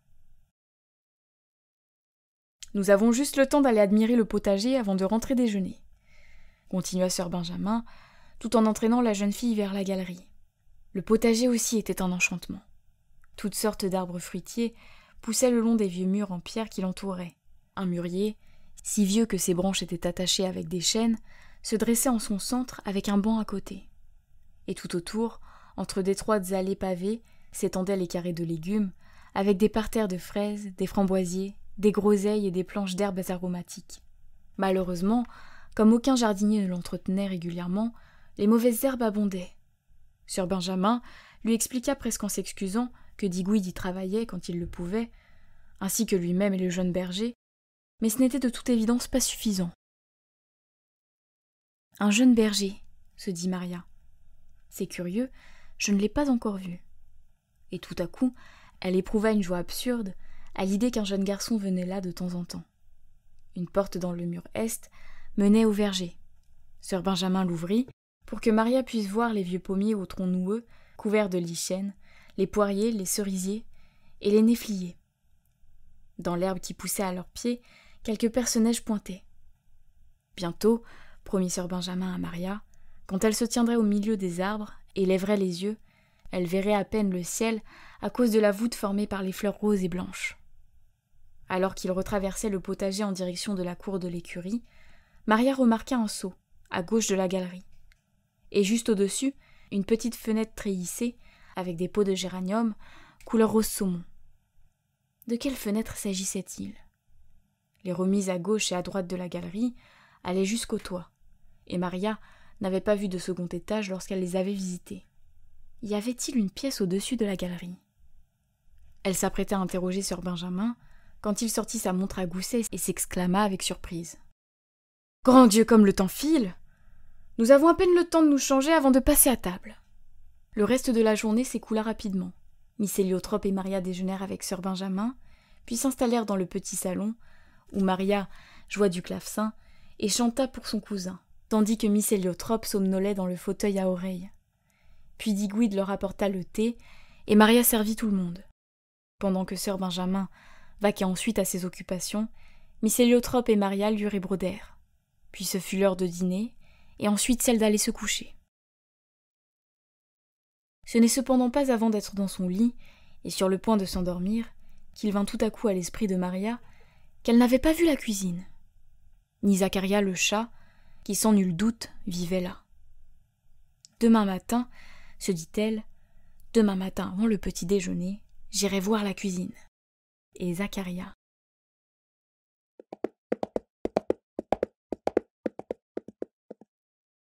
Chapitre 3. Mais le lendemain matin, Maria dormit plus tard que d'habitude. C'est le bruit du heurtoir qui la réveilla. Elle courut ouvrir et trouva Miss Héliotrope sur le pas de la porte. « Maria, dit celle-ci, c'est le jour du Seigneur aujourd'hui. Vous ne mettez pas votre costume de cavalière, mais votre plus belle robe, celle couleur lavande. Je me suis déjà assurée auprès de Sir Benjamin qu'il assistait, comme je m'y attendais, au divin service le dimanche matin. Nous y assisterons avec lui. »« Oh !» fit Maria, avant d'ajouter une note d'espoir dans la voix. « Peut-être pourrais-je monter cet après-midi alors ?»« Certainement pas !» répondit Miss Héliotrope. « Aller à cheval le jour du Seigneur serait des plus inconvenants. Maintenant, hâtez-vous, l'arôme des saucisses emplit déjà la maison. » Maria s'empressa de faire sa toilette.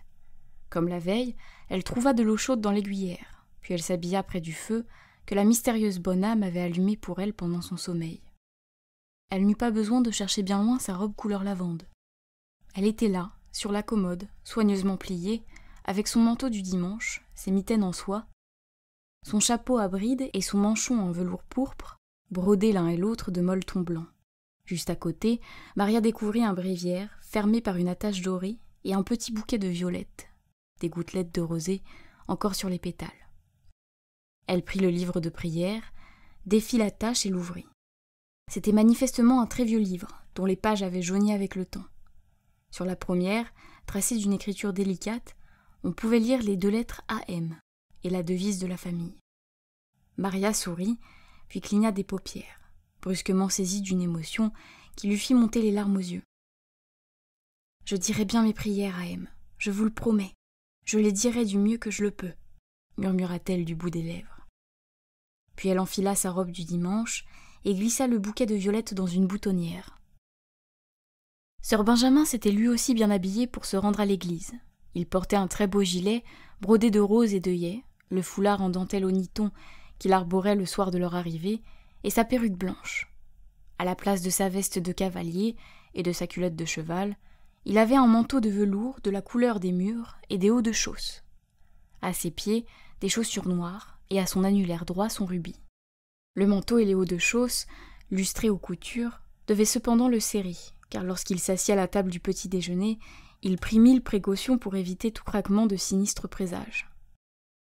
Maria remarqua également que le bout de ses souliers était usé, mais pas un grain de poussière ne venait salir le velours de son manteau, et ses chaussures étaient si bien cirées qu'elles étincelaient presque.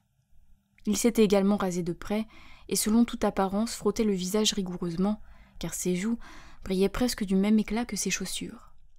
« La propreté du corps est parente de la propreté de l'âme, n'est-ce pas, Maria ?» plaisanta-t-il, en voyant que sa cousine l'observait d'un air étonné. Telle a toujours été l'opinion des Merryweather. Digweed les conduisit à l'église, dans le cabriolet, capote rabattue, pour profiter de la douceur matinale. La voiture avait manifestement eu droit à un nettoyage du dimanche, car le plancher était encore humide, quand Miss Héliotrope, Sir Benjamin et Maria s'installèrent sur la banquette arrière, Miss Héliotrope au milieu, et Sir Benjamin et Maria de chaque côté. Ils formaient un tableau un peu curieux, assis là tous les trois, serrés comme des sardines en boîte, à cause de la crinoline de Miss Héliotrope et de la corpulence de Sir Benjamin.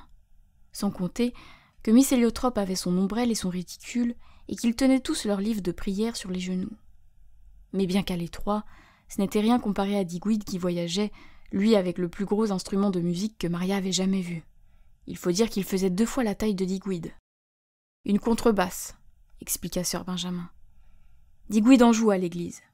Il est chef de chœur. C'est un très bon musicien, très très bon.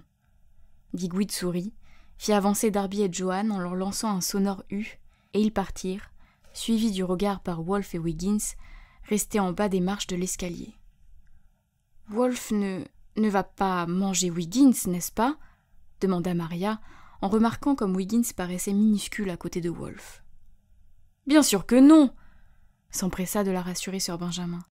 « Wolfe vous a adopté hier, vous ne vous en souvenez pas ? Et non seulement vous, mais tout ce qui vous appartient. Même s'il n'était pas au départ particulièrement attiré par Wiggins, il préférerait mourir plutôt qu'on touche à un poil de sa tête. » Sous le soleil argenté du matin, le parc était absolument magnifique. La promesse du printemps prochain se sentait partout, autour de chaque fleur, de chaque arbre et de chaque mouton, avec une sorte de halo d'émerveillement, comme si chaque fleur, chaque arbre et chaque mouton était le premier de la création. Quant aux clairières, on aurait dit qu'elles menaient tout au paradis, et lorsqu'ils s'arrêtèrent parce que Darby avait un caillou coincé dans son sabot, le chant des oiseaux leur parut divin. Mais Maria eut beau regarder d'un côté ou de l'autre, elle ne vit pas la moindre trace du petit cheval blanc. Elle l'oublia bien vite, cependant, à l'approche du tunnel creusé dans la roche, qu'ils avaient emprunté lors de l'arrivée pour pénétrer dans le parc. « Allons-nous passer par le tunnel ?» demanda-t-elle à Sir Benjamin. « Non, ce n'est pas nécessaire, » répondit celui-ci. « Ne vous rappelez-vous pas la carte ? Lune claire et le village de Perle-Argent se situent l'un et l'autre dans une cuvette, au milieu des collines. Le tunnel traverse l'une d'elles pour rejoindre le monde extérieur. Perle-Argent n'en fait pas partie. Perle-Argent appartient à un autre monde. Notre monde. » Ils dépassèrent en effet l'entrée du tunnel et continuèrent sur la route jusqu'à une vieille porte à moitié démantelée qu'une pierre maintenait ouverte. Perle-Argent se trouvait de l'autre côté. « Quel adorable village !» s'exclama Maria, une fois la porte franchie. « C'est votre village, » dit Sir Benjamin. « Tout le monde me sourit. Regardez, les gens me sourient comme s'ils me connaissaient. »« Ce sont vos sujets, Maria, » continua Sir Benjamin, en hochant la tête pour répondre au salut des villageois sur leur passage. « Souriez-leur à votre tour, et envoyez-leur des baisers de la main, car ils ont attendu longtemps l'arrivée d'une nouvelle princesse à lune claire. » Les cris émerveillés de Maria, en découvrant Perle-Argent et ses habitants, n'étaient certainement pas déplacés. Il n'existait pas de village plus beau, ni de villageois plus chaleureux dans tout le pays de l'Ouest. Devant les petites maisons, aux murs blanchis à la chaux et aux toits recouverts de chaume, toutes sortes de fleurs printanières s'épanouissaient au milieu de jolis jardins, soigneusement entretenus. Un ruisseau coulait d'un côté de la route, et chaque chaumière possédait son propre pont en pierre, qui enjambait le cours de l'eau et menait au portail du jardin. Les vergers, où de magnifiques ruches étaient amenées entre les arbres fruitiers couverts de bourgeons et les plants d'herbes aromatiques, se tenaient à l'arrière. Les villageois avaient l'air tout aussi prospères que leurs habitations, et heureux aussi. Les enfants, en bonne santé et joyeux, allaient ici et là, robustes comme de jeunes poneys, leurs parents sereins débordaient de vigueur, et les personnes âgées aux joues roses souriaient du même sourire que les enfants. Quant à leurs habits, ils brillaient tous de propreté. Les femmes portaient des robes fleuries et des chapeaux à brides de couleurs vives, et les hommes leurs costumes du dimanche vert-bouteille ou lit de vin, qui restaient beaux malgré l'usure du temps. C'est ainsi que cela doit être, se dit Maria, en se rappelant certains spectacles qui l'avaient choquée à Londres, de vieilles maisons délabrées, des enfants en haillons et des mendiants allant pieds nus. Oui, c'est ainsi que cela doit être à Perle-Argent. Je ferai tout mon possible pour qu'il en soit toujours ainsi. » Et elle redressa les épaules et releva le menton, l'air déterminé. « Nous sommes arrivés !» déclara sir Benjamin, tandis que la voiture s'arrêtait devant l'entrée du cimetière. « Miss Héliotrope, si vous voulez bien me permettre. » Tendant la main à la gouvernante, il l'aida à descendre avant de lui offrir le bras, puis offrant l'autre à Maria, ils s'engagèrent tous les trois par un petit sentier à travers le cimetière, menant au porche même de l'église. Les cloches sonnaient gaiement à toute volée. En vérité, les joyeux carillons exprimaient quelque chose, mais Maria était bien trop troublée par autant de bonheur pour parvenir à en saisir le sens. Elle leva les yeux vers le clocher de l'église, illuminé par le soleil, puis vers les versants de la colline du paradis au-delà, et enfin vers le ciel bleu. Elle était à vrai dire si heureuse qu'elle faillit éclater en sanglots.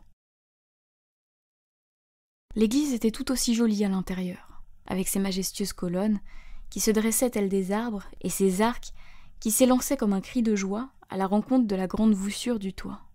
Le soleil qui brillait à travers les splendides vitraux teintait les dalles en dessous de toutes les couleurs de l'arc-en-ciel.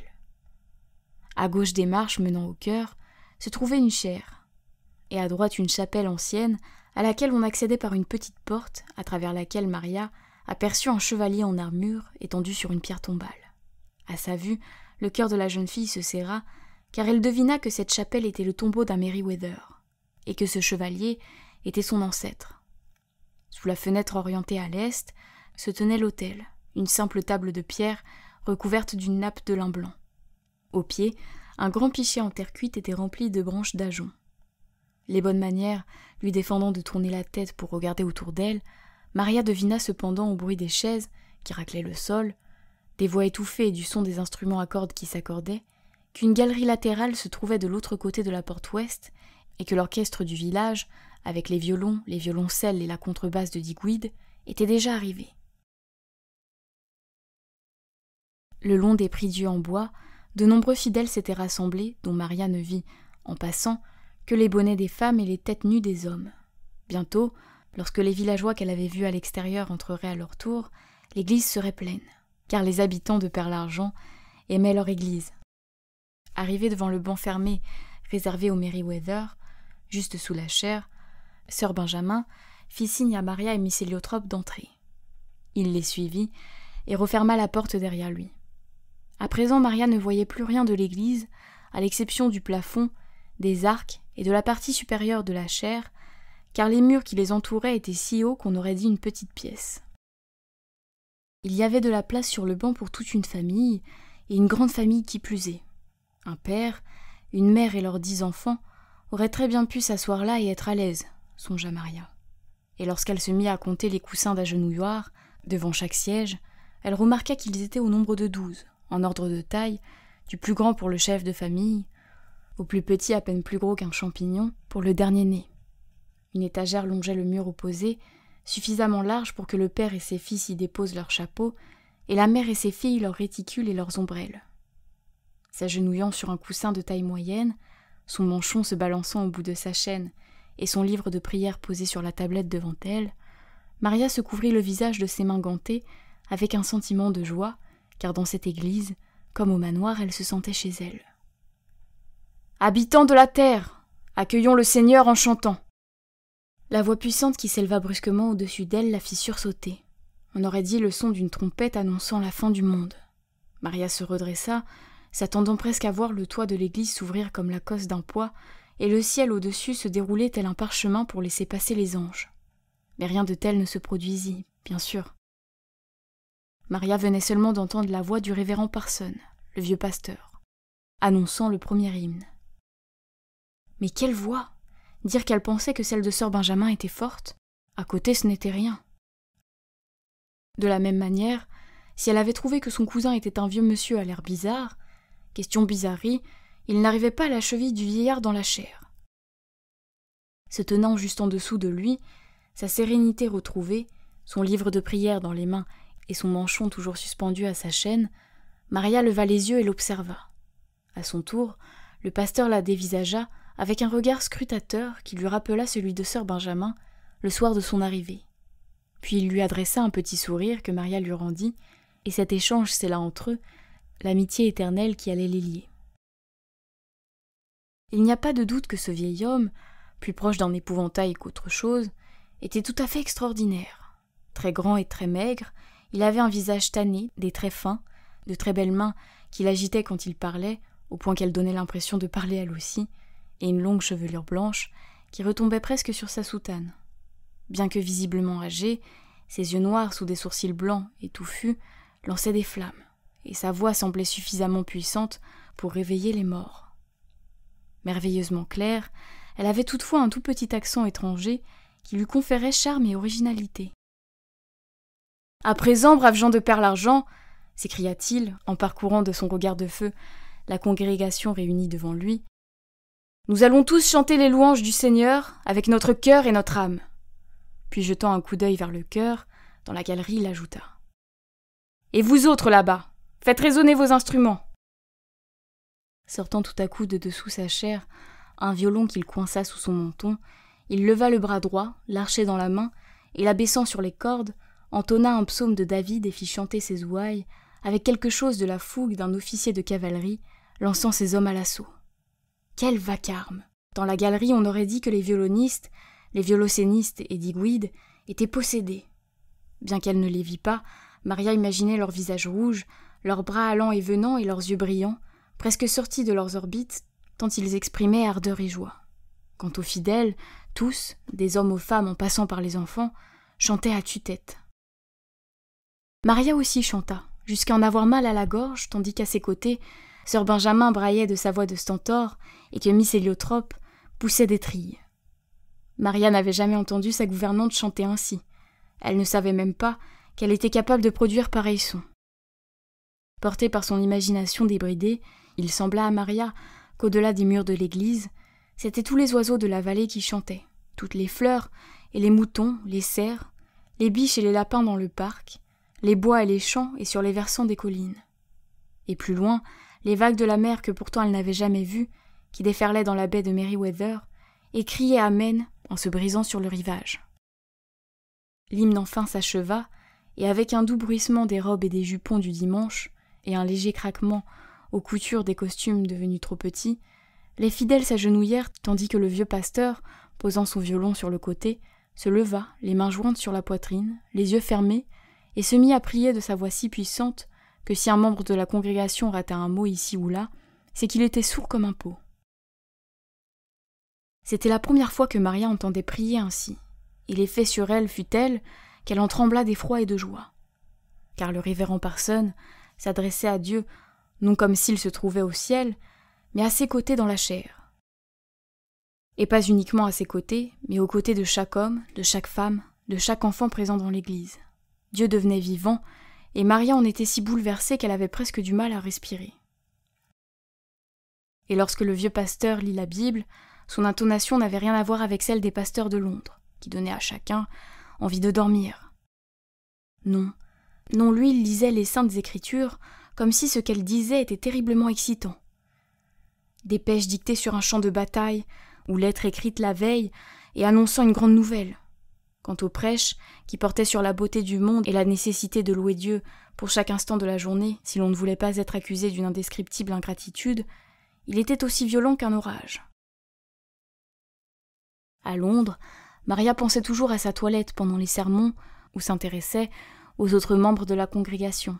Mais aujourd'hui, elle ne lissa pas les plis de son manteau et ne caressa son manchon qu'à 2 ou 3 reprises, et ne tendit le cou, dans une tentative futile pour voir au-delà de la porte qui fermait leur banc, qu'une seule fois. Aujourd'hui, elle écoutait comme envoûtée, et lorsqu'ils chantèrent le dernier hymne, si fort que le toit de l'église lui sembla s'envoler, elle s'aperçut qu'elle n'était nullement fatiguée, mais aussi reposée qu'au début de l'office. Une fois le dernier amen prononcé, le révérend Parson descendit de sa chaire et joignit à longues enjambées le porche de l'église où il salua ses fidèles, qui passaient un à un devant lui. Jamais Maria n'avait vu un pasteur se comporter de la sorte. Mais il est vrai qu'elle n'avait jamais vu de pasteur comme celui-ci ou assisté à une office semblable. Rien, dans cette vallée enchantée, ne ressemblait à ce qu'elle avait connu jusqu'à présent. Le révérend Parson ne se gênait pas, semble-t-il, pour dire ce qu'il pensait, car au moment où elle s'approchait de lui, elle l'entendit réprimander vertement un fermier pour avoir battu son chien, une mère pour avoir laissé son enfant aller à l'école le visage sale, un garçon pour avoir volé un nid d'oiseau, et une petite fille pour avoir bu le lait de son chat. On aurait dit qu'il savait ce que tous avaient fait durant la semaine, et ses remontrances étaient si terribles qu'elle remercia le ciel qu'il ne soit pas au courant de ses petits péchés. S'il venait à m'admonester, ce serait terrible, je mourrais sur place, pensa-t-elle. Pourtant aucun des fidèles ne parut éprouver le moindre ressentiment ou s'offusquer du fait que le pasteur mettait toute la congrégation au courant de leurs fautes. Ils allaient, rouges de honte, tête baissée, la mine contrite, murmurant des paroles d'excuses. À perdre l'argent, le révérend Parson jouissait d'autant de privilèges qu'un roi. Mais il savait manier le compliment aussi. Et la joie s'écoulait alors dans sa voix comme du vin dans l'eau. Une petite fille avait aidé sa mère à faire la lessive, un jeune père s'était occupé du bébé en l'absence de sa femme, un garçon avait soigné la patte d'un chien, et à entendre l'ardeur avec laquelle ils commentaient leurs actes, c'était à se demander s'ils n'avaient pas sauvé la reine Victoria de la noyade.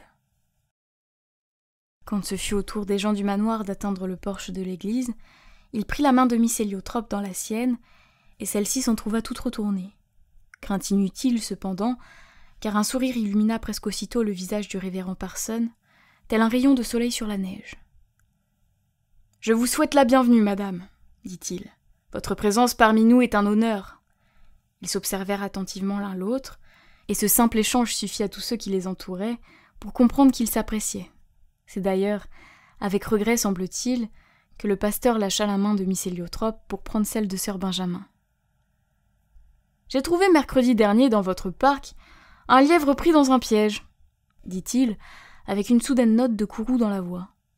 « Je vous l'ai déjà, et je vous le redis, sœur Benjamin, si vous laissez les braconniers poser des pièges sur vos terres pour attraper les créatures du Seigneur, vous passerez vous-même l'éternité pris au piège. » Le visage naturellement rouge de sœur Benjamin s'empourpra aussitôt de colère.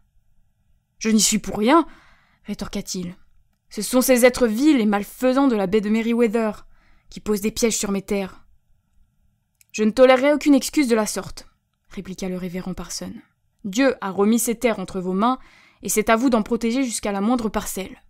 Vous êtes coupable d'une grande négligence. Faites le nécessaire pour que pareille cruauté ne soit pas réitérée. » Sœur Benjamin ne répondit pas comme il aurait pu, qu'il était pratiquement impossible de surveiller chaque centimètre carré d'un domaine aussi vaste que lune claire. Non, il garda le silence et se contenta de se frotter l'arête du nez avec l'index et l'air soucieux. Le révérend Parson se tourna enfin vers Maria. Avant même qu'il ne lui adresse la parole, la jeune fille sut qu'elle s'était illusionnée en pensant qu'il ne savait rien de ses fautes et manquements. « Le soin apporté à la mise est tout à fait recommandable chez la femme, » dit-il en lui serrant la main dans sa poigne de fer. « Mais pas la vanité. La vanité relève du diable. Quant à la curiosité, elle ne doit pas non plus devenir trop excessif. Tu es là dans l'œuf, mon enfant, tant qu'il est encore temps. » Il l'avait donc vue lisser son manteau et caresser son manchon. Il l'avait vue chercher à voir, au-delà de la porte du banc fermé. Mais Maria ne baissa pas la tête, ce n'était pas son genre, bien que ses yeux, qui soutenaient le regard du révérend Parson, s'emplissaient de larmes et que ses joues rosissaient. Car elle se rendait compte, tout à coup, qu'elle tenait terriblement à être bien vue du pasteur. Était-il déjà trop tard ? Non, la colère disparut de sa voix, et c'est avec une note affectueuse qu'il ajouta. « Une vraie Merryweather. Je vous invite à venir ici quand vous le souhaitez, mon enfant. Cette église est avant tout la maison des enfants. » Il lui adressa alors le même petit sourire que pendant le prêche, et Maria le salua d'une révérence. Puis, encadrée de sœur Benjamin et de Miss Héliotrope, elle sortit de l'église. En chemin jusqu'au cabriolet, sœur Benjamin s'arrêta maintes fois pour présenter Maria aux villageois. « La petite dame est une Merryweather, » disait-il. « Est-ce que ce serait vous, alors ?» murmura un vieil homme si bas qu'elle fut la seule à l'entendre. « Restez vaillante, mon enfant, car c'est peut-être vous, » souffla une vieille femme. À tout cela, Maria ne put répondre que par un sourire, car elle ne comprenait pas de quoi il parlait. Sur le chemin qui les ramenait au manoir, Maria demanda à sœur Benjamin ce que le révérend Parson entendait lorsqu'il décrivait son église comme étant avant tout la maison des enfants. « Il aime que les enfants de la paroisse se sentent dans son église comme chez eux, » expliqua sœur Benjamin. Il les laisse jouer avec la petite statue de la Vierge et la cloche. Et il leur raconte souvent des histoires. Je dois vous prévenir, Maria, que dans le monde hors de notre vallée, le révérend Parson est considéré un peu comme un excentrique, et n'est guère apprécié. Mais chez nous, tout le monde l'adore et le respecte. Il est certes assez singulier. Il dit ce qu'il pense et fait ce qu'il aime, et s'est toujours comporté de la sorte depuis son arrivée il y a 40 ans. C'est un peu le roi de ce petit royaume, un aristocrate jusqu'au bout des ongles. Je ne sais rien de ses ancêtres, mais je mettrai ma main à couper qu'il a du sang royal. « Vous dites qu'il est arrivé il y a 40 ans ?» intervint Miss Héliotrope. « À peu près, oui, » répondit sir Benjamin. « Je ne connais rien de son passé. La seule chose qu'il m'ait racontée, c'est qu'il était athée autrefois, mais qu'un jour d'orage, alors qu'il chevauchait la campagne, sa monture a pris peur et l'a jeté à terre. Le coup qu'il a reçu sur la tête en tombant lui a fait prendre conscience de ses erreurs. Il s'est converti et est devenu pasteur. » Miss Héliotrope poussa un long soupir, et jusqu'à leur arrivée au manoir, s'absorba dans ses pensées. Là, elle sembla se ressaisir brusquement. « Maria, redressez-vous » dit-elle. « Vous vous tenez très mal. Après avoir déjeuné, vous passerez 1 heure à étudier, puis vous me lirez votre sermon du dimanche. » Maria fit la moue. « Un autre sermon » s'étonna sir Benjamin, avec dans la voix un soupçon de compassion qui mit du baume au cœur de Maria. « Pourquoi donc ? Celui auquel nous avons eu droit ce matin a duré presque 1 heure. Tous les dimanches après-midi, Maria me lit à voix haute l'un des sermons écrits par mon cher père, déclara Miss Héliotrope. Même quand il fait beau comme aujourd'hui, fit sir Benjamin, après que Maria lui eut jeté un regard suppliant par-dessus son manchon. Je n'ai jamais pris le temps en considération dans l'éducation que je donne à Maria, l'informa Miss Héliotrope. Personnellement, je trouve que trop d'attention accordée au climat rend le caractère instable. Elle parla avec tant de fermeté que sir Benjamin n'insista pas, Maria non plus. Elle redressa les épaules et sourit à sa gouvernante, car elle ne voulait surtout pas qu'elle pense que son affection pour elle s'était amoindrie depuis leur arrivée dans cet endroit merveilleux.